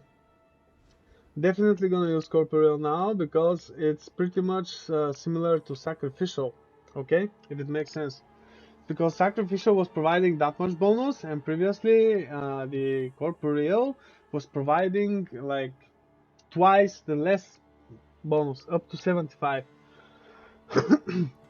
Okay, let's see. Wither. The description now displays your current chance to trigger and the current value of bonus damage. Nice! No more having to calculate for every 40 willpower. Amazing. We can actually also play shadow builds. shadow builds are definitely more viable, especially DOT ones, alright? Bloodbath. Previous attacks that are guaranteed to overpower deal 50% multiplicity. New, well, yeah, it's nerfed. Yeah, quite expected, especially having in mind how Ratma's Vigor will now work. And especially how it works with these two. Like this one especially, it doesn't work with this one, I think. Yeah. Okay, Bloodbath. This is reduced, Bonecraft, maximum essence per stack reduced from 3 to 2. What? It was reduced from 4 to 3 and now it's reduced from 3 to 2. Come on guys, what the hell? You know that actually the Bone Necromancer eats so much essence, and if you don't know how to use the Bone Spear properly, you're gonna have really big resource problems. No matter like if you have like on the amulet and in the boots uh, essence cost reduction, and if you use the skill quite well, it's consuming a lot of essence, right? And I'm saying bone spear because come on, it's some bone graft, right? We'll see how that plays out, because the other problem is that now one of the aspects used for damage will provide less damage because it's based on resource, okay? Change wither. Oh my, how they shift from one to another. This could have been organized better, I think, but anyway. Change wither legendary node, scaling from willpower to intelligence. Uh-oh. This will be very powerful now, guys. Especially having in mind intelligence is the main stat of the Necromancer. And yeah, I think actually DOT Necro now will be also very powerful. So like they said, they're trying to make crit invulnerable in this example, Bone Spear. They're trying to make it relatively good enough compared to actually the other way around. They're trying to make crit and vulnerable, non-crit and vulnerable builds as powerful as crit and vulnerable builds. So hopefully it doesn't really matter what kind of character you start. It should have similar power. Depending on when you want to do like burst damage or overtime, like direct damage or overtime. Anyway, I think this is taking too long already, but okay, let's get back to this. Blood Artisan Garage. Total armor affects replaced with bonus to maximum life. Yeah, it makes sense because it's for usually for overpowered for crit. Uh, Total armor, more life. Okay, let's see. We'll see. Deathless Visage. Total armor offers, I think, yeah. This is exactly what I was referring to. If you guys remember during the live stream, like I said, some of those uniques were kind of pointless because they provide too much offense, and even no matter if using all the defensive stats you can get elsewhere, it was simply not enough. So yeah, okay, this is a good change. The echoes left behind the Bone Spear from the unique power now deal 5% increased damage for every 30% of your critical strike bonus damage stat. Oh wow. That's gonna be insane, guys. So pretty much the Bone Necromancer is stacking vulnerable and also stacking critical. But it doesn't really say if it's like critical strike bonus damage stat, plain critical, or critical with bone as well. Because there are must-have nodes on critical strike with bone, and you usually use some kind of glyph which multiplies those. Let me show you, it's some bone graft. I don't think this Necromancer actually has them, but let's just add it right here, just for the sake of argument. Okay, I'm gonna like bone graft. Okay, so here is the glyph, and there is bone skill damage, bone skill damage, bone skill damage, and there is also crit here. see, it's actually on two places, and it's really close to the legendary power, so it's kinda must have. How you usually would approach Bondcraft is go here, get the essence to make sure you have no resource problem. Go here, exit here for another Paragon board, exit here, and on the way you exit from here, you go get the glyph, and it's closer to exit here, and that's usually enough because that's usually your first Paragon board. Sometimes if you want to go crazy, you can exit also from here, but that's like waste of points because you wouldn't be able to use more than 5 glyphs with bone, I think. Unless you want to skip on important bonuses. Okay, damage reduced on Deathless Visage from okay, that's not significant, but still. Okay, let's see. Bloodless Scream. Not a really good item. Damage to frozen enemies. This is good for GOT Necromancer. Bloodless Scream. Chew amount darkness skills increased. Okay, so what this means, if I read it correctly, it will freeze. It will freeze straight from the first hit. If you chew for 100%, that means you freeze. Okay, let's see if that's what it is. Unique power has the following effect added: darkness kills deal more damage to frozen enemies. Okay, so that's gonna make the duty build significantly powerful. Significantly powerful, especially having in mind you can use like damage to healthy, damage to injured, and yeah. Mm.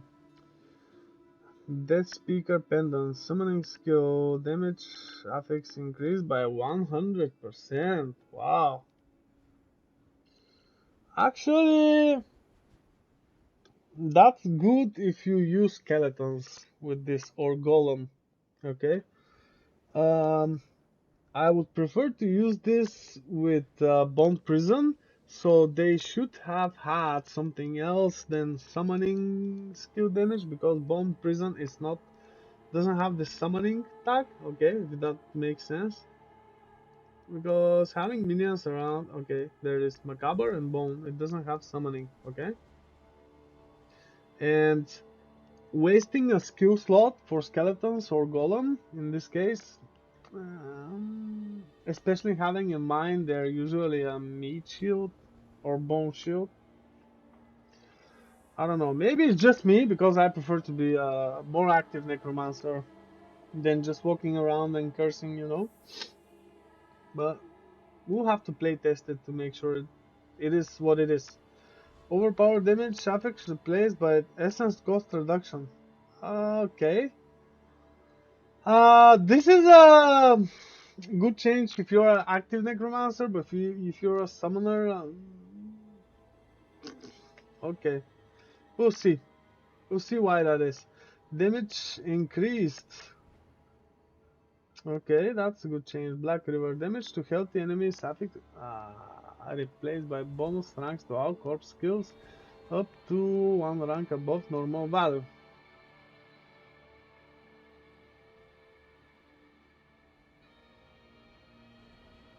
Hmm. Let's see now. Corpse. So that's these two as well. Okay. No corpse. It's this. Okay, so corpse tendrils and corpse explosion doesn't include the passives. Okay.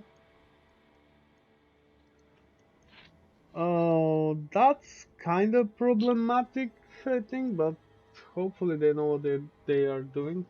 No one relies on tendrils for damage, but at least when not having the heart to auto cast those two, probably that's good. Because you will now have a lower cooldown. Okay, damage increased. Hence the change. Okay, wait. I was on Black River. Damage to distant enemies affixes replaced with bonus ranks on the Hewitt Flash passive. Okay, that's gonna be cool. Because when you use actually Black River, corpse explosion can take like up to 4 corpses, and Huge Flash provides corpses when hit by lucky chance. Yeah, little slow damage to distant enemies affix replace with bonus maximum life. Yeah, it makes sense because it's a shield. It needs to provide defensive affixes, guys. Come on, what's with the damage stuff on the shield? It's a shield to defend yourself. Go figure. Ring of Pendulum. The unique power no longer requires 7 or more minions to be active. Oh wow. Oh wow. That's gonna be nuts. So yeah, they basically want us to play minions more. Probably not many played minions because they didn't know how to or it was not viable. Now, whatever you do, you're gonna be powerful with minions. So minions are gonna be not only good for leveling, but also probably in the end game. And I see this probably more people would want to try minions, necro minions. I think I've been talking for 2 hours about this, but wow, let's go over this real quick. Hulking aspect. Hulking aspect will no longer appear on rings. Instead, it will appear on helmets, chest armor, boots, gloves, amulets, and shields. Wow, that's insane. Tidal aspect. Damage penalty reduced from 60 to 50-40. Okay, that's the one for Blood Wave. Uh, Aspect of empowering Reaper bonus, blight bonus damage increased. Okay, this is for when you use Reap and it costs this Pulse of Blight. Alright, I think the aspect of hardened bones no longer requires 7 or more minions. Okay, this is for damage reduction for minions. Don't tell me now that the bone prison is no longer minions. Aspect of hardened bones. Okay, aspect of reanimation. Now affects your golem as well as your skeletons. What did this do? Offensive enhancement for Necromancers. Increase the damage dealt by skeletons over time. Okay. So it's for shadow. And how does that help the golems? Affects your golem. How would damage over time help our golem? Please explain. Is that information correct? Your skeletons gain increased damage while alive. Up to for it wasn't worded properly, I guess then. Up to 30-40% for 10 seconds just for being alive. Okay. Yeah, makes sense. Now affects your golem. So pretty much makes it viable to also use golem while using skeletons. More viable. So you can just have golems and skeletons, they will survive more, they will damage more, and you can just walk around and curse and not be an active necromancer. That makes sense. Especially like probably decomposing from the side. Doesn't really matter. Like whatever you do, they're good. Minion's gonna take care of things now. Looks like, at least in theory. Hope they play tested it well because any skeletal mages can cast Blizzard rather than just cold skeleton mages. That is good. That is good because they provide different bonuses. Alright. Aspect of potent blood. Previous, while at full life, blood orbs grant 10 to 20 essence. New, while healthy, blood orbs grant. Okay, that's cool because healthy is more viable than being on full life, and many of those orbs would have been wasted. I wouldn't go, like I said, over the other classes because might wanna just check them for PvP later. Maybe in a separate video or just another time so I can actually return to playing Okay? Battle Pass updates. Battle Pass Smoldering Ashes are now out to redeem. Yes, that's a good change. You don't have to look over. You don't have to search for them anymore, which was kind of a terrible experience. Like having to look at where is this, where is this, because they're after big level gaps, and sometimes you forget. You might miss on rewards, which is kind of sucky. Level requirements for Battle Pass Smoldering Ashes tiers have been reduced by 15 level on average. Okay, that's cool. So, I hope that they keep the one for level 100. Just to make people get there, 17 Platinum, previously 66, can now be acquired from the tiers in the Premium Battle Pass. Now, listen to me how this is not cool. When you complete the Battle Pass, you should be able to get enough Platinum to go to the next Battle Pass for free. Does it make sense? Because you actually took the time to complete the Battle Pass, alright? Which pretty much requires you to do all the game content, no matter what, or most of the game content, right? But pretty much it requires you to do all the content in the game, at least once. Bug fixes. Accessibility. Fixed an issue where the screen reader feature wouldn't read the text displayed on the delete character. Oh, and skip campaign buttons. Wow. Kind of important. Fixed an issue where the screen reader would properly read the key binding for Shift plus I. Fixed an issue where the screen reader couldn't read the menu button for Xbox controllers. Okay, weird classes. That's bug fixes. Okay, let's skip to Necromancer. Fixed multiple issues where bomb prisons in certain situations and locations could negatively affect the NPC behavior or quest and event progression. Okay, and event progression. There's no space, guys. Just that's it. Fixed an issue where ghastly bomb prison vulnerable effect could trigger lucky hits.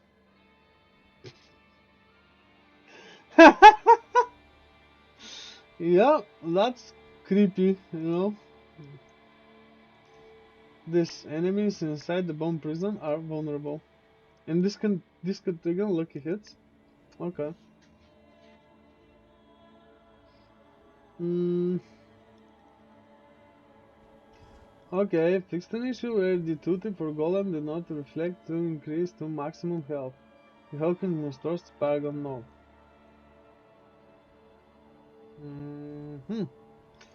Fixed an issue where the aspect of gore kills could infinitely launch blood lances from the player's blood orbs without consuming them. Okay, yeah, funny bug. Fixed an issue where the aspect of serration displayed its bonus as additive when it was actually multiplicative. Oh, really now? It is multiplicative, of course. This is about the ossified essence, like for the critical, instead of the normal damage as well, alright? Aspect of serration. Fixed an issue where healing from blood mist would grant stacks from the aspects of disobedience. Okay, that's creepy because it's only on like any form of damage, and actually blood mist can damage, and why would it trigger when healing instead of while damaging? All right. Actually, this could trigger if you damage things from the area, like traps, for example, or candles and stuff which usually hang around. So it counts as a kill. That's why. Let's see if it's fixed. Fixed an issue where 45 from Blood Drinker Glyph would not be granted when picking blood orbs while in Blood Mist.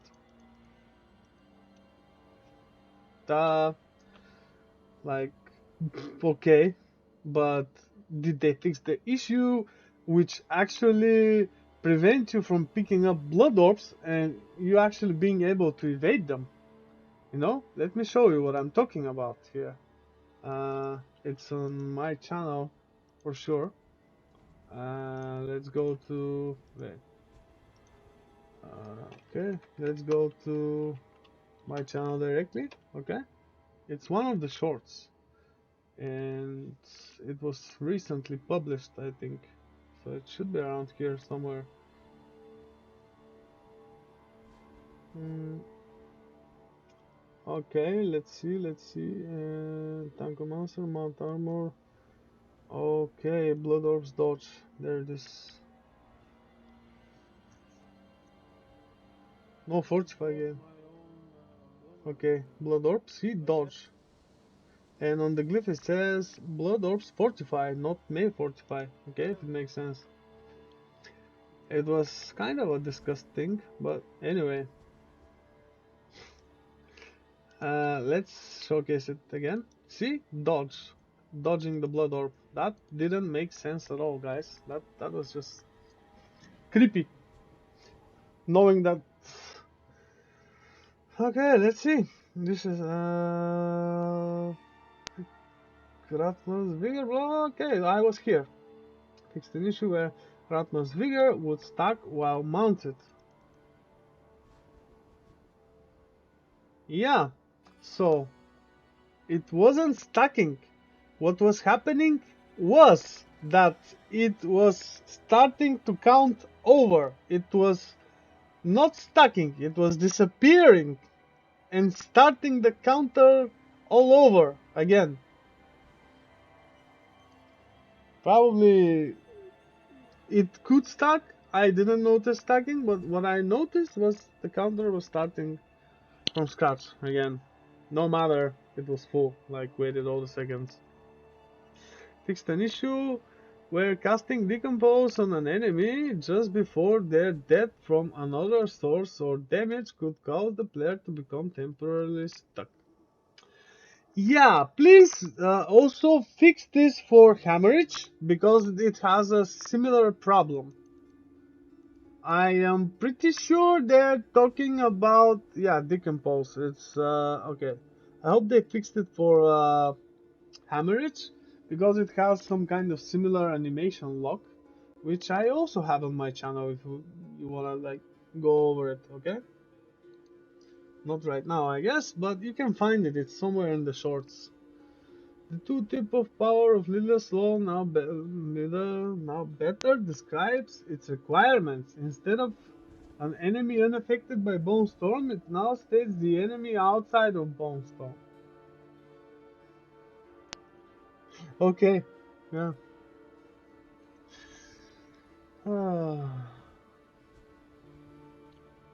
They need a linguist, I guess. Vicious Aspect's name has been changed to Occult Minion. What? Why? Okay.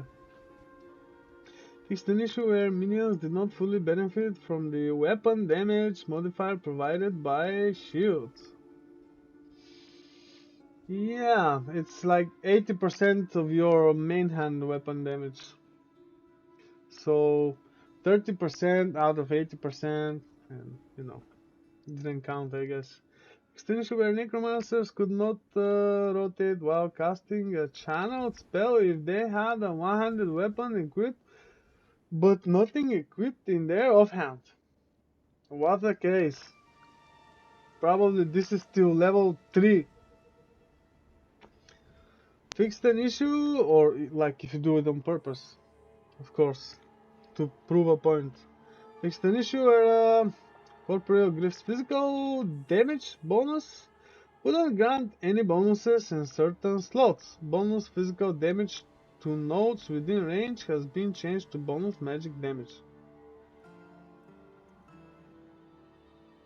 No, they meant nodes here. Pretty sure they meant nodes here. Let's try to like rephrase the page if they fixed it. No, they didn't. Um, what what I think is here they're referring to magic nodes, not magic damage. Okay, because there's no magic damage. There's no magic damage in this game. If there's elemental damage, there's no magic damage. Magic damage, that's a Diablo 2 term, like for bone stuff. Here they do physical, and this is corporeal. Probably someone knew what they were supposed to type here, but didn't end up well. Oh, okay, yeah.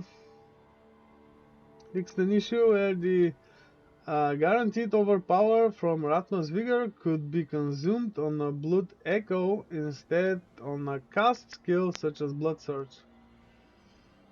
Oh, okay, I see. Because of the... where is it?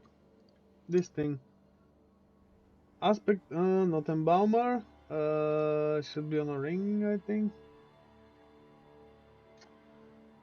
And now Tage Master, Blood Baited Aspect, Blood Surge, Nova Echoes again.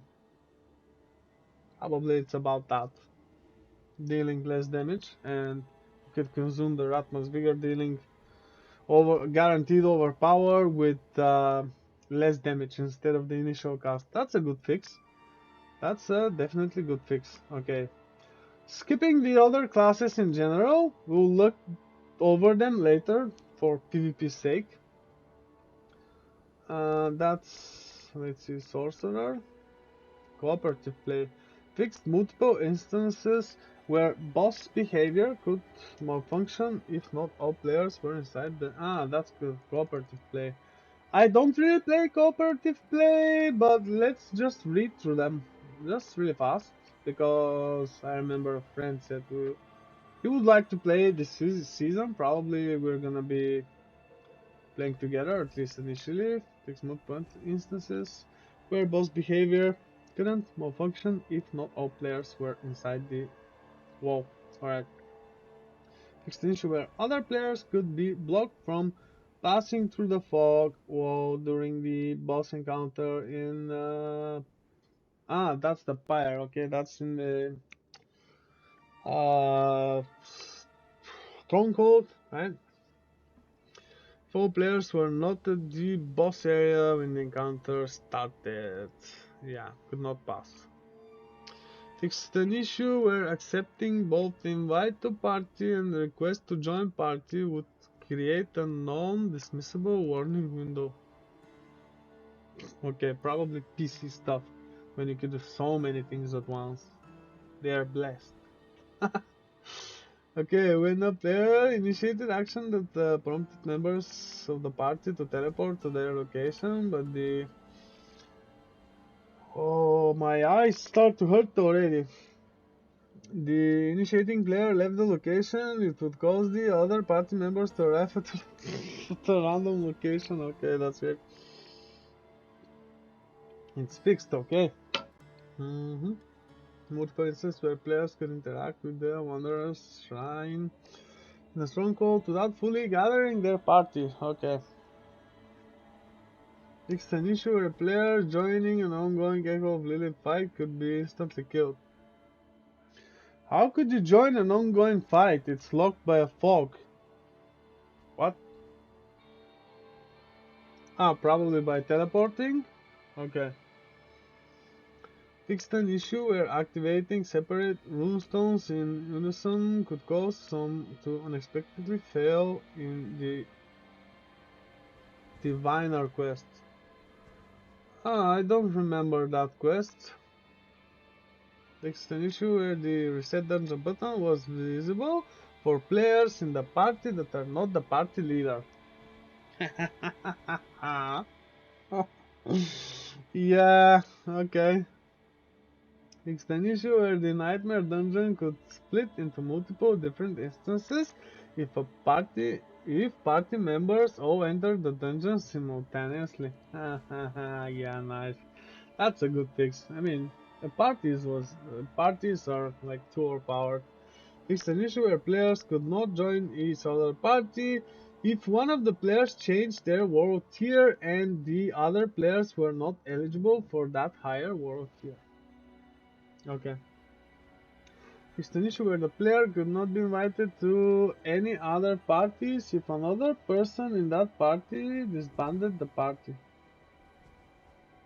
Okay. That's again for those who abuse the game to reset stuff, alright? No longer, guys. You just there's a button for it. Fixed an issue where sorcerer conjurations could appear partially invisible to other players in the party. Weird bugs. Fixed an issue where players could enter a hardcore realm with a non-hardcore character under certain circumstances. Yeah, this was a terrible bug. I can tell you how this is done. You just disconnect from your internet and relog in with some other character and you'll be in the same party. Yeah, funny. That was a terrible bug. Fixed multiple issues where I didn't use it. I just saw a friend using, like, displaying it for the educational purposes. Okay? Fixed multiple issues where players could get stuck while performing certain actions as other player is joining them for local co-op. Yeah, that's a terrible thing because for example, I'm playing on PS5 and someone doing this to me, I would literally kill them because I play hardcore. Just kidding. But still, won't be a good experience. Okay, let's check out the dungeon changes. Fixed an issue where an excessive number of elites would spawn when approaching the Bloodstone location in the Desecrated Crypt. Oh, those are like specific dungeon changes, not like general ones, but let's see. Fixed multiple instances where invisible walls could block player projectiles in various places, like in the Zenny, Hollow. Yeah, and those are not the only examples. In Horfro's Demise, there was similar problem, right? For example, and it's not mentioned here. This is like right next to the like before the boss entrance, slide to the right from the Hell Shrine. Fixed an issue where enemies could spawn behind the locked door at the Tomb of the Saints during enemies that spawned to waste of enemies, such as Soul Survivor. Yeah, that was happening to me, I remember, and I like couldn't finish the event before I progressed to the next part of the dungeon, if it makes sense. Fixed an issue where the Overseer could spawn behind a locked door in a cultist refuge, which could block progression. Yeah, that kinda sucks. Fixed an issue where immune enemies could remain immune when teleporting to the player near the end of the defeat all enemies objectives in Redwind Wilds, and Luban's Rest. Okay, weird. Fixed an issue where two stone carvings would drop if the player completed the sigil of the weak, then the sigil of the indolent in the fallen temple. Ah, this one was with the 3 points to activate. Okay. Fixed an issue where the closed gate in the flooded depths could be bypassed by using the sorcerer's teleport skill. They should nerf teleport skill overall. They should limit the distance no matter what, because it doesn't make it fair for console and controller players compared to mouse and keyboard players, because teleporting with mouse and keyboard, you know where you will end up, and teleporting with the controller, you just know the direction and the limitation of space. But if you use the mouse, you can teleport at a fixed distance that you know you predefine by where your cursor is. And on controller, you just go the max range, but in that direction, which is kind of unfair if you have like really wide screen. You know what I'm saying? Fixed an issue where elite goatman monsters could infinitely spawn and Horfro's Demise. Oh wow, I didn't have this issue, but I would love to have it. They are so amazing to kill, especially how they're moaning when dying. Fixed an issue where the curses applied to the player in the Fallen Temple could reset when leaving the dungeon. But that's the capstone, like, why would you have the curses when leaving the dungeon? Aha, so they would abuse leaving the dungeon and coming back instead of having to kill something. Okay, yeah, it makes sense.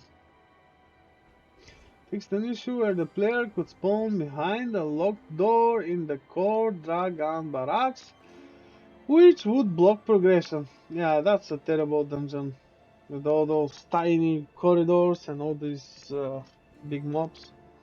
It's weird, especially if the butcher arrives before the last door. It's very funny. Fixed an issue where enemies could spawn beyond the barrier in the ancient reservoir, which would block progression. Okay, let's try to understand this. The ancient reservoir, there's skeletons and those demons and snakes, I think, on the second part. Aha. Ah, it's with two bloodstones. No, two statues. Okay, it makes sense. So when you go get them, that's what they mean, I guess. Fixed an issue where fighting enemies in the Holdout event in the House of the Damned could be bypassed by hugging the walls of the room. Okay, yeah, by moving through the walls. Makes sense. Yeah, that's a good fix. Yeah, I just like how people keep abusing stuff so they can actually be fixed. That's cool. Keep on doing it. Fix multiple instances where returning the mechanical box to the pedestal did not restore life. Should it restore life? I didn't notice because probably I tend to be always on full life. Hmm. Okay. Fixed an issue where the Bastion of Fate did not have fog walls surrounding the final area. Huh. Ah, that's the end. That's the end of the dungeon. When you go before the chest and when you have to place the stone. I see. Uh, how this is useful for having it because at the end of the dungeon, when you place the stone, I think, there's also another room if you continue, and there's a bunch of elites and a chest to open. And I usually kill those in advance before triggering the final dungeon mechanic. And now you don't really have to, you can do it after. But anyway, no, it's actually better to do it before because the mobs would have the nightmare dungeon mechanics and affixes. And if you do it after, then it's a regular dungeon, it's not as rewarding. Okay? Hope it makes sense. Fix multiple instances where returning the mechanical box to the pedestal did not. Okay. Nightmare dungeons. Let's see now. Those are huge changes, guys. Let's just mark it here and let's see if we have a lot to go through. Yeah, I would give it at least half an hour. I don't know. Damn, that's just a lot. Fixed an issue where evading through the drifting shade in a nightmare dungeon could cause the player to stop moving mid-action. I don't think I ever had this. I actually utilize this so it actually hits me, and then I evade, so it doesn't damage me. It just triggers the effect, so it spawns this pool, and I can do whatever else by like not being affected by the mechanic. If it would make much sense. Probably that's the way you avoided it as well. Let me know in the comments or in the live chat if different, okay?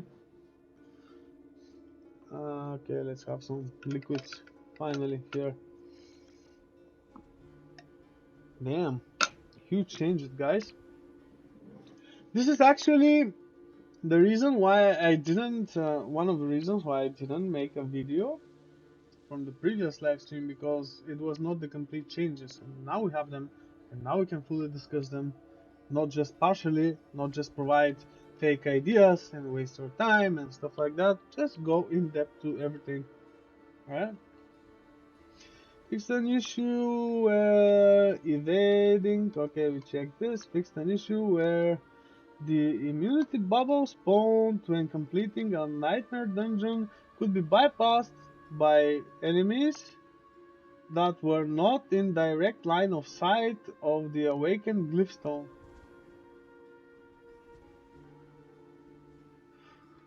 Huh. Immunity bubble could be bypassed? Hmm. By enemies that were not in direct line of sight of the awakened glyphstone. Wow. Imagine that. Probably this is how Queen died. Right? But no, I don't know. I remember this guy died when completing a nightmare dungeon and when teleporting, and he died. That was creepy, you know? It's an issue where Stormbane Rat could spawn outside the map. I wouldn't mind Stormbane Rat spawning outside the map. I just don't like Stormbane Rat. Especially on higher nightmare tier dungeons, its range is super huge and very annoying. So good job there, I guess. I mean, I willingly admit that something affects me, right? That's okay, I guess. Which means they did a good job. I admire that. Not many things manage to affect me, okay? By bone of traps and shadows. Okay, I will check this later. Something by the official Diablo, Twitter or X. Now, let's move on. Fixed an issue. Our nightmare dungeons would reset and become separate instances for party members after waiting 10 minutes outside of the dungeon. Yeah, they will still reset but no longer become separate instances. Okay. Fixed an issue where there was a necessary delay between defeating the boss at the end of the dungeon and the dungeon registering as being completed. Yeah, I remember, especially with the Bone Spear Necromancer and with the Reaper Necromancer, having this problem that I defeat the boss faster than the immunity bubble spawns, okay? So I just go shoot one or two bone spears, usually one, and the boss dies, and then I wait for like 5, 6, 8 seconds, and I'm just waiting and waiting. Okay, yeah, hopefully that's it. The bug fix is relevant to Nightmare Dungeons as it means Awakened Glyphstone will generally spawn quicker. This does not affect normal dungeons. Of course it doesn't because there's no immunity bubble after completing them and no Awakened Glyphstone. Events and Whispers. It's an issue where the Servant of Hell during the Legion invasion event could lose its invulnerability. Uh, what? Like preemptively? Like before the player was killed at that stage or that monster targeted a mounted player. Ah, that's kind of very specific. Hmm, interesting bug. Well, the most frequent problem with events that I had is just wave stop spawning. Probably it's because it's server side and something like overloaded the server, or while I was like transferred to another shard of servers, shard of replicas most probably, having in mind how this might be layered. And yeah, anyway, so it was something server side which screwed up events. Mm, let's see now. Finish with a mastering could be achieved for the potent blood event, even if all monsters were not killed within the time limit.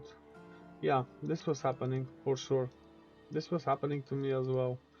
Fixed an issue where the hold your ground event could end even when there are still enemies remaining to be defeated. Let's see. Yup, now I remember this happening to me. It's an issue where the butcher would not despawn if the player was killed while the last stand event was active. Mm, this wouldn't happen here. Fix an issue where enemies could infinitely spawn after failing the mastery for a last stand event. Yeah, this was well-known bug, and people were forcefully doing it, like an exploit. You just don't kill the enemies, and at the very couple of seconds, you start killing them, and they keep on spawning, and you can level like really faster by utilizing this bug. But no more, you people abusing game assholes, morons, things. Which I am really grateful for finding this kind of stuff, so it could be fixed, so everyone else like me could have a better experience. Okay, fix the issue where the wayward soul could continue indefinitely if the player repeatedly moved in and out of the area surrounding the soul. Yeah, that's terrible. Fix an issue where the mastery of the demon vessel event would not be rewarded if the prisoners were freed too quickly. I don't remember having this, but still, it sounds like a good fix. Fix various issues for the Ancient Obelisk event regarding pressure plates while mounted. Pressure plates, okay, this is about the event when you have obelisks and you have to stand on the plates to trigger spawning, okay? Regarding pressure plates while mounted. What's the problem? Ah, okay. I remembered it sometimes didn't spawn enemies while mounted if you stay while mounted, and people usually do that because they wanna mount, they wanna do the combat dismount and stun enemies which are incoming, right? Fix multiple instances where objectives could appear outside of a whisper's designated area. Yeah, I remember this happening, and usually it's related to having the same type of mob to defeat outside the area of the whisper, okay? If it makes any sense. I remember this happening to me for sure. Gameplay. Monsters. Okay, let's see how they changed the monsters. Fixed an issue where web barricades, such as the ones in the what's this echoing cavern, could not be damaged with core skills. Hmm, interesting. I think not. How was that other dungeon called which had barriers? Um, it was in Kyrgyzstan with full of bandits. I forgot. It was really good dungeon, actually one of my favorites. And it didn't have this problem for sure, so probably it's only related to that. Mm-hmm. Mm. Fixed an issue where monsters could disappear if they were feared once they reset and after the player left their radius. Huh, weird. Fixed an issue where the seating abomination could enter Zuda. I don't know what that means, probably some area or some town.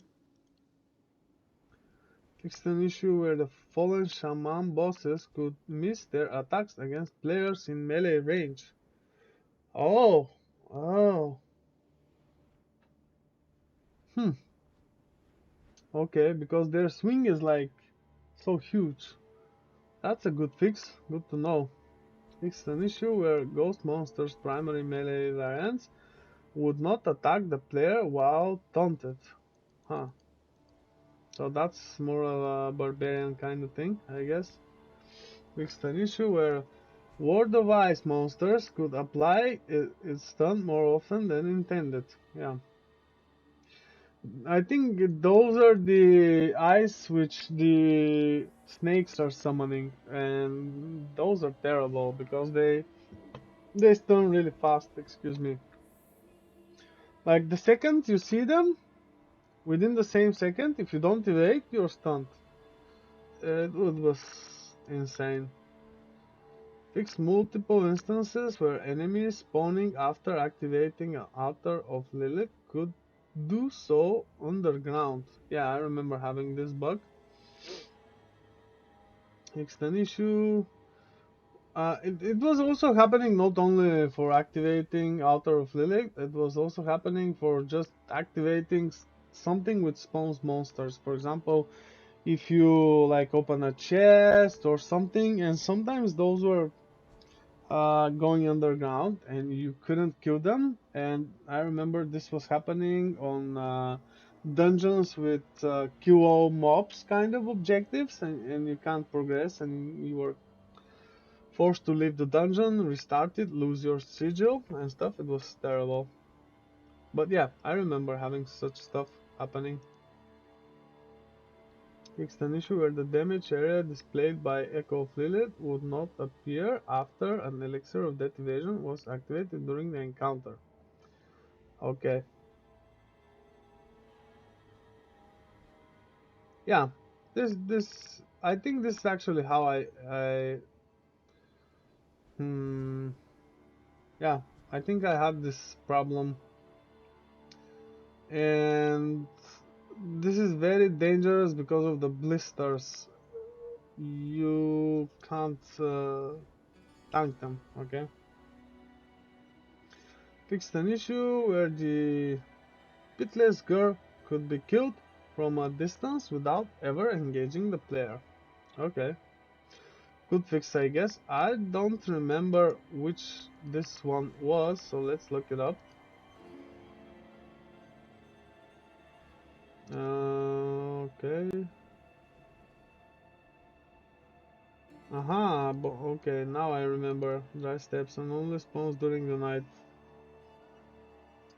Got it.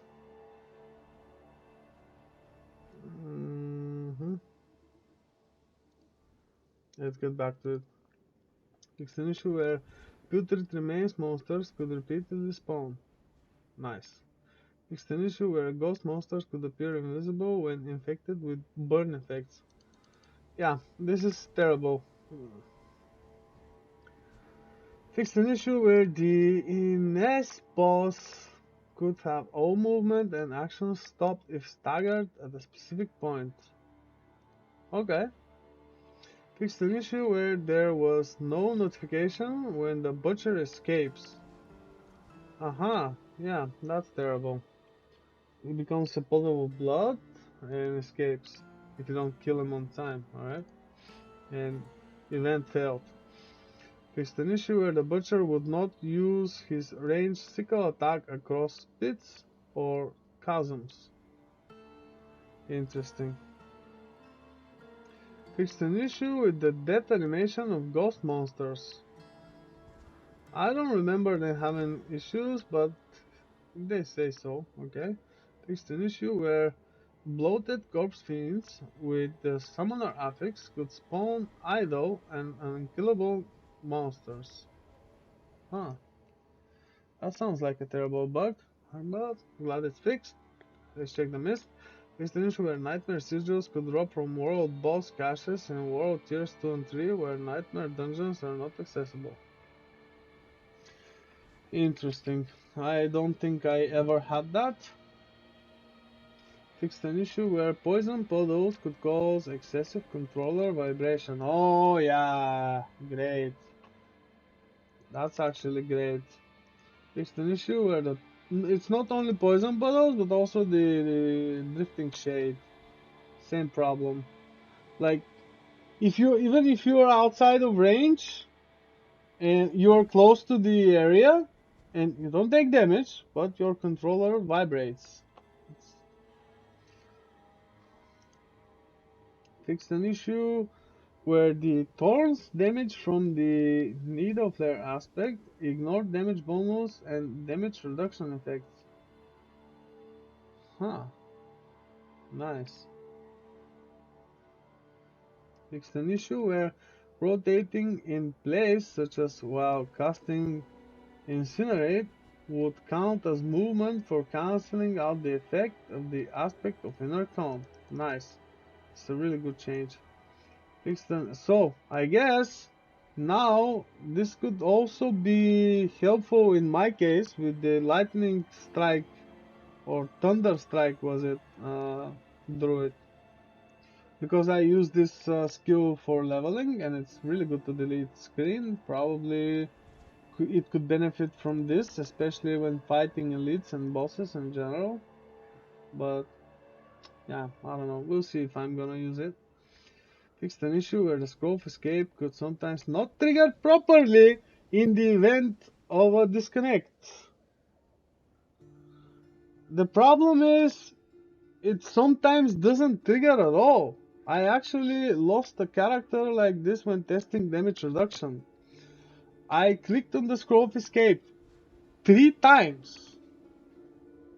3 times! And I was not CC'd and I died.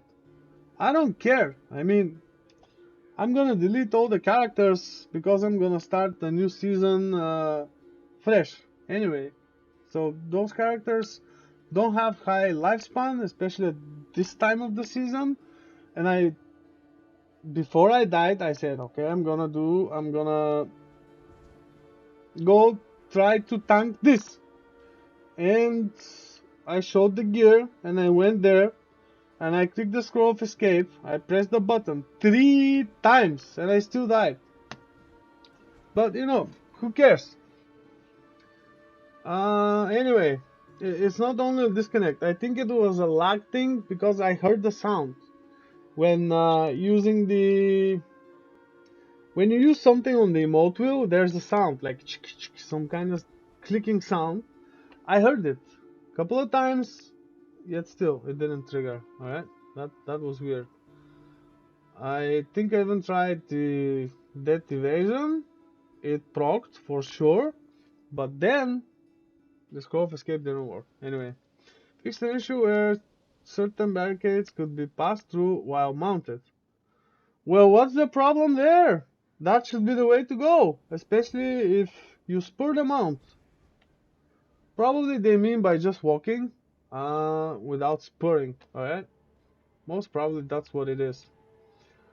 Okay, developers note this is not limiting new functionality of breaking barricades while mounted. Rather, this is specifically referring to instances where the barricade could be passed through without breaking it. Yeah, okay, I remember this actually happening to me. And yeah, it's a good fix. It's an issue where the visual effect around the player from the blast wave shrine could become less visible after evading or dashing. Okay, weird. This is the one which grants this star-like effect on top of your head, and it bursts every now and then. I think that's blast wave shrine. Yeah, that's what it is. Fixed an issue where the player could summon their horse during the Durio boss fight. Haha, yeah, imagine that. Okay. Hmm, that's probably Durio in the campaign, not the other Durio, the Uber Durio. We'll see. Fixed an issue where some tracking buffs, such as stacks from the Shadow Blight passive, could be lost when an inventory action was performed. Yeah, sometimes actually inventory action, performing inventory action could break some other stuff.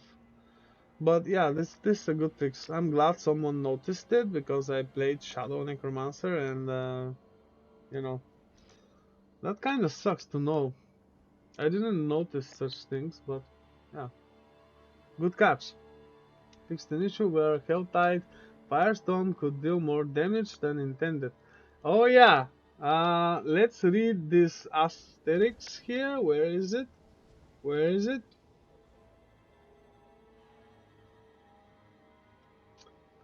I don't know, but I remember sometimes this was terrible.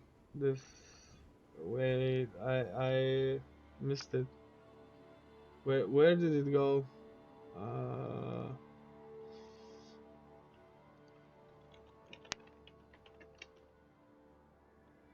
there it is. Anyway, fixed an issue where the buff from the elixir of demon slaying would disappear when entering or leaving a town. I didn't notice this. Hmm. Fixed an issue where some buffs that should be removed when entering town were not properly removed when using a town portal to go back to town. Interesting. Fixed an issue where the Paragon nodes that granted bonuses to non-physical damage were multiplicative instead of additive. Hmm, interesting.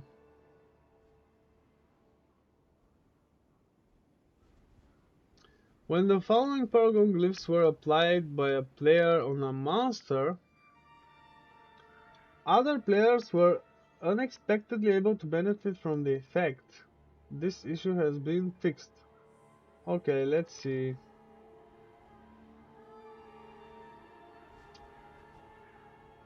Hmm,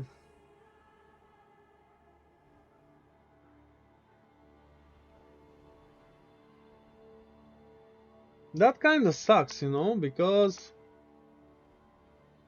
mm, when a player in a party applies a debuff, it is only active for the player who applied it. That doesn't make any sense, right? Hmm.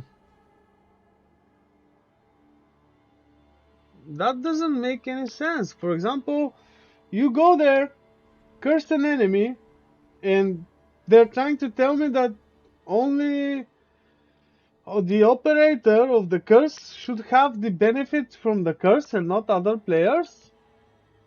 I mean, that kind of sucks. So you apply effects which should affect everyone. I don't know. Items. Fixed an issue where Vigo's protecting amulet could not be salvaged. Okay. Fixed an issue where items marked as junk that were traded would retain junk status for the player the item was traded to. Fixed an issue. Fixed an issue where certain crafting materials could appear in the lost item stash. Huh. Interesting. It's usually for legendaries, okay? Fixed an issue where the recipe for curative elixir could be lost forever. Wow. How? If you don't pick it up, it will now go to the lost item stash if the player doesn't acquire it from whatever reason after completing the pinch of poison quest. That's actually really useful because this elixir is very useful, especially if you don't want to use unstoppable on a skill. For example, how I play Necromancer without blood mist because I can have curative elixir, right? And it can provide unstoppable for a second. And if I see something that might CC me in a terrible way, especially dealing with DOTs, I would use the curative elixir, okay? And could actually escape from stuff. It's not the same, like if you get frozen, you can't use it to unfreeze yourself like blood mist, right? But still, it's good enough. Hmm. Okay, strongholds. Strongholds is something which people use for leveling by not fully completing them. But let's see now the changes. Fixed an issue where progression in the Moordale Lodge could be blocked if the player reached the beast lair before the boss. Yeah, makes sense. Fixed an issue where the player could attack monsters without retaliation from the other side of a traversal of the Moordrave Lodge. Makes sense. Fixed multiple instances where boss fights could not properly reset in multiple different strongholds. Okay. Fixed multiple instances where the player could get stuck behind the Wanderer's Shrine in multiple different strongholds. Huh. And there's no way out of this except teleporting or scroll of escaping. I guess. But still, fixed an issue where the player could avoid enemies during the drowned assault objective in Hope Side by going down the ladder of the ship. Hmm, nice. Fixed an issue where Behemoth could be damaged from outside the fog wall during the encounter in Dura. This is actually the um, stronghold that I did to get the druid stuff, right? To get the druid quest. It's an issue where Belgemot could unexpectedly disappear temporarily. Yeah, okay. It's an issue where the player could avoid all enemies by mounting during the survival event for opening the serpent's eye door in Veres. Okay. Veres. Veres. Okay. This is kind of Hungarian, I guess. Fixed an issue where the serpent's eye door could be evaded through, which could block progression. Yeah, interesting. Fixed an issue where enemies could target the player on the other side of the serpent's eye door, which could cause the door to appear open and consistently block progression. Okay, interesting.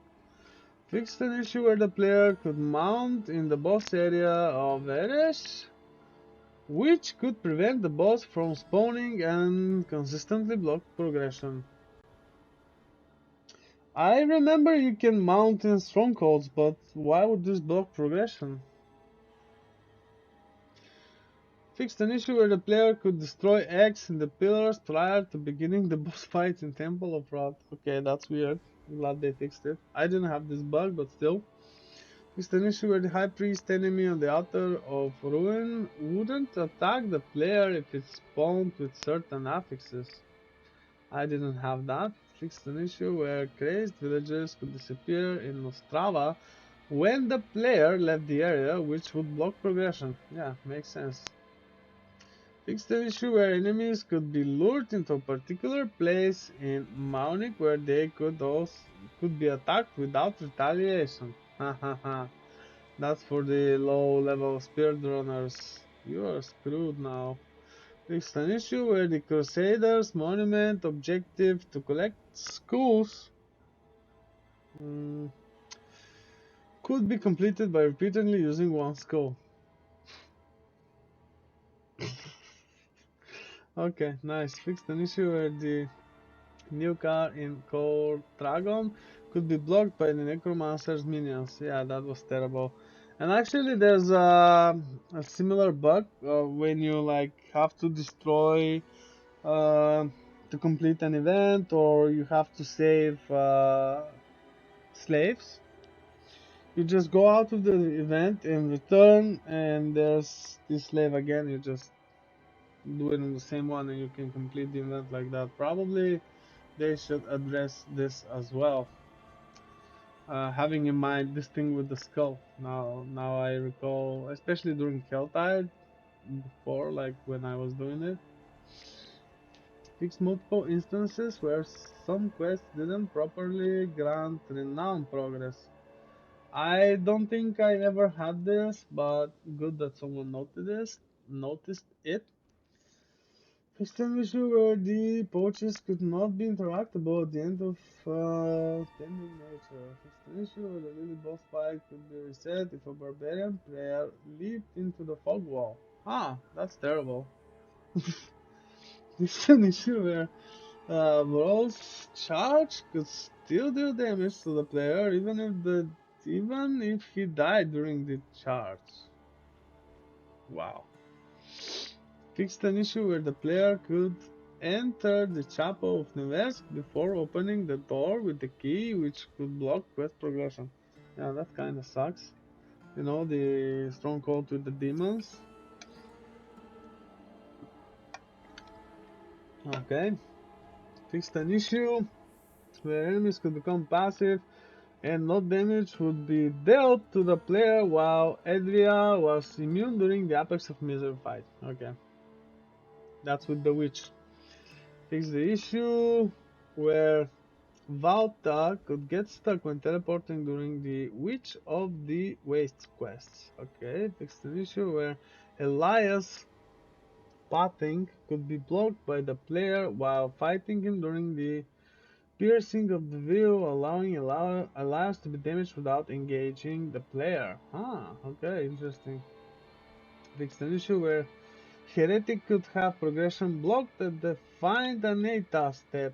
Oh yeah, actually it's not only there. There's only also one part where you have to uh, go find Anita, and when she is with her mother somewhere like southeast. Okay, it, I have a call. Hold on.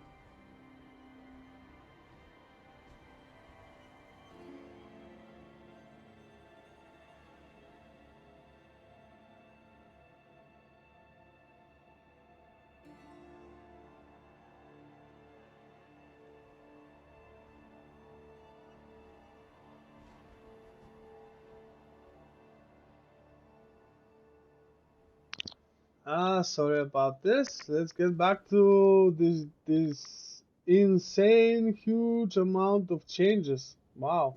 When would I play? I mean, I've been talking about those changes for like more than 3 hours now. Okay. Where was I? Yeah, here. So yeah, find Anita step. It's not only there. The bug in this quest. It's not only there.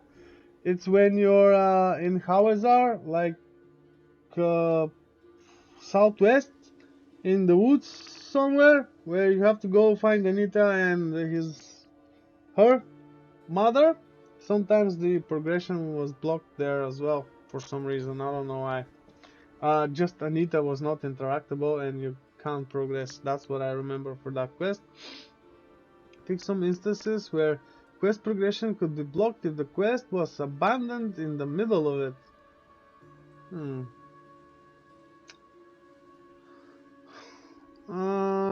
So it's quest overall, so might be the problem I was actually discussing.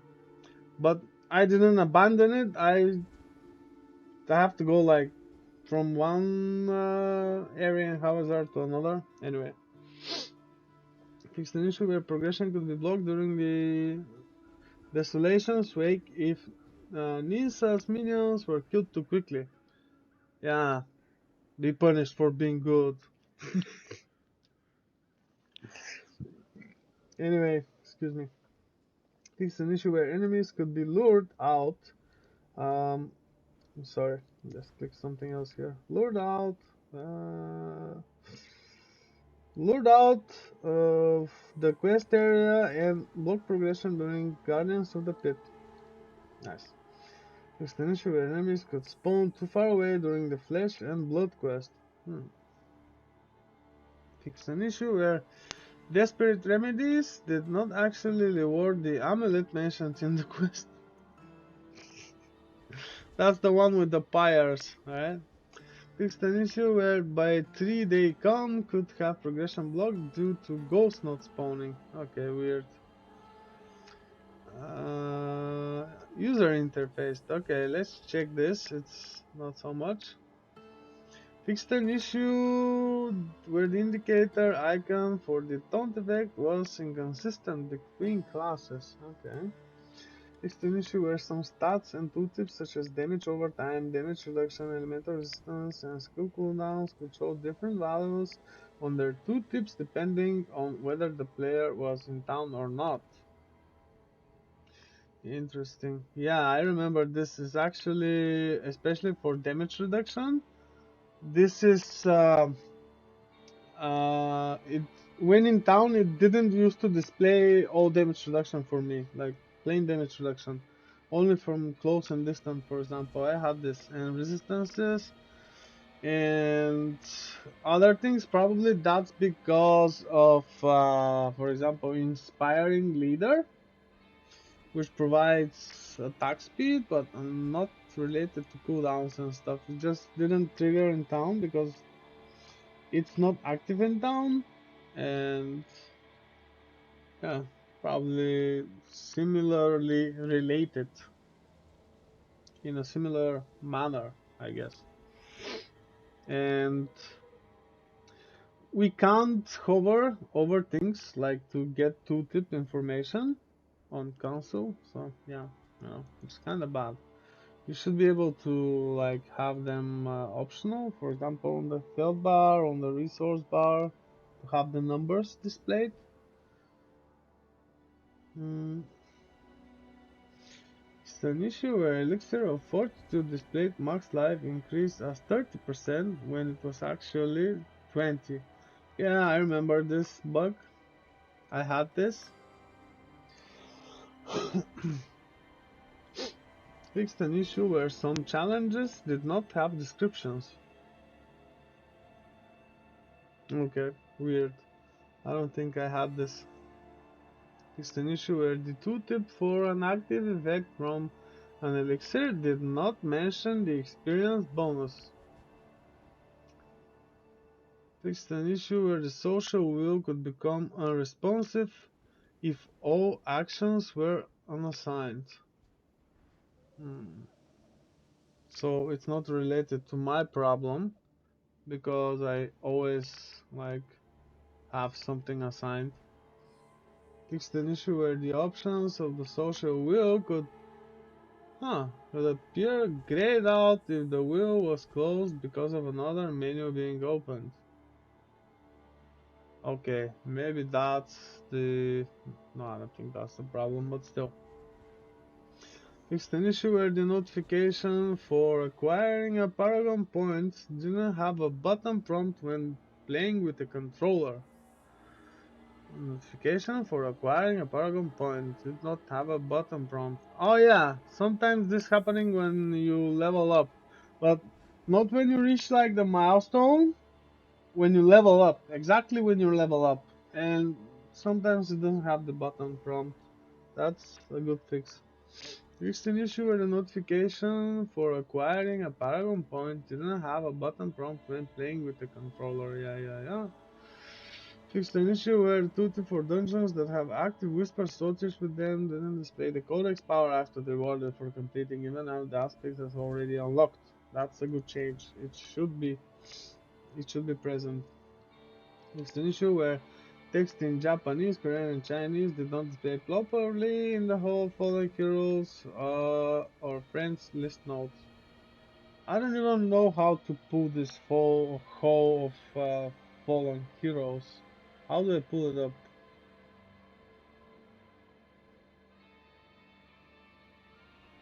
I have start game, edit list character, game menu, zoom, rotate, undo character, delete, open newsfeed, change world tier, delete character, create new character, play, shop, and that's all. Oh, probably because I don't die on hardcore. Haha. Fixed an issue where, fixed an issue where druids and barbarians could appear as silhouettes in loading screens. It's, I, yeah, I think I also had it once for Necromancer. Fixed an issue where the map would become unresponsive if opening the map while using a forced move. Huh, interesting. Fixed an issue where the map ping could change its location after using a waypoint. Wow, that's significant. Fixed an issue where switching between the edit tab and other tabs in the stars while playing with controller could cause the menu to malfunction. Malfunction how? I don't remember having such a problem, but still. Fixed an issue where some damage bonus stats did not display properly in the character stats window. Nice. Let's see about this. Fixed an issue where the selected tab in the vendor menu would switch automatically when the shop's timer refreshed.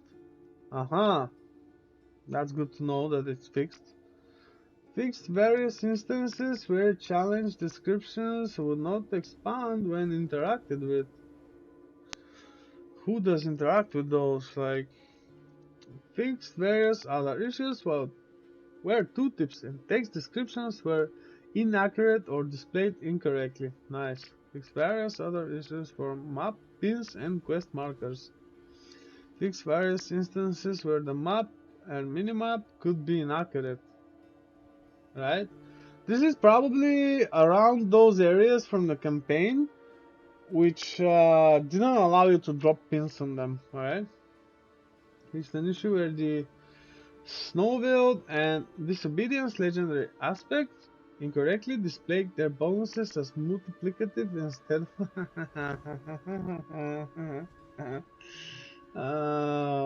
instead of additive. Various localization fixes. That's related to language stuff. Okay. And let's check the MISC. Fixed an issue where horses, which are extensively in zones where they cannot be damaged, were included in the endangered species challenge criteria. Interesting. Fixed an issue where the killer's hand gloves would disappear from the fields of hatred, odds, and ends vendor. This is the gambler, the haggler. If all other cosmetics from that vendor were purchased. Okay, interesting. Fixed an issue where the grandfather was available as a wardrobe customization unlock. Yeah, imagine salvaging it, okay? Uber unique items are not supposed to be available to apply their appearance to other items. Yeah? Okay, so no salvaging Uber uniques just to look like you have them, alright? Fixed an issue where the or node go in Core Dragon could repeatedly respawn after the player left the area during Helltide. Interesting. That's in the Fractured Peaks, the one up above, like near the castle ruins. Interesting, interesting. Fixed multiple instances where players could get stuck on terrain while mounted. Nice. Looking forward to seeing this. Fixed an issue where the Shift Delver challenge could be awarded in certain instances that did not involve killing a boss monster. Okay, nice. Fixed an issue where Baleful chests could spawn outside the fields of hatred. I actually remember not only that, but Helltide chest spawning outside of Helltide. I think I even have shorts on it. Various other graphical, visual performance, audio, and stability improvements, and that concludes checking the patch notes. Guys,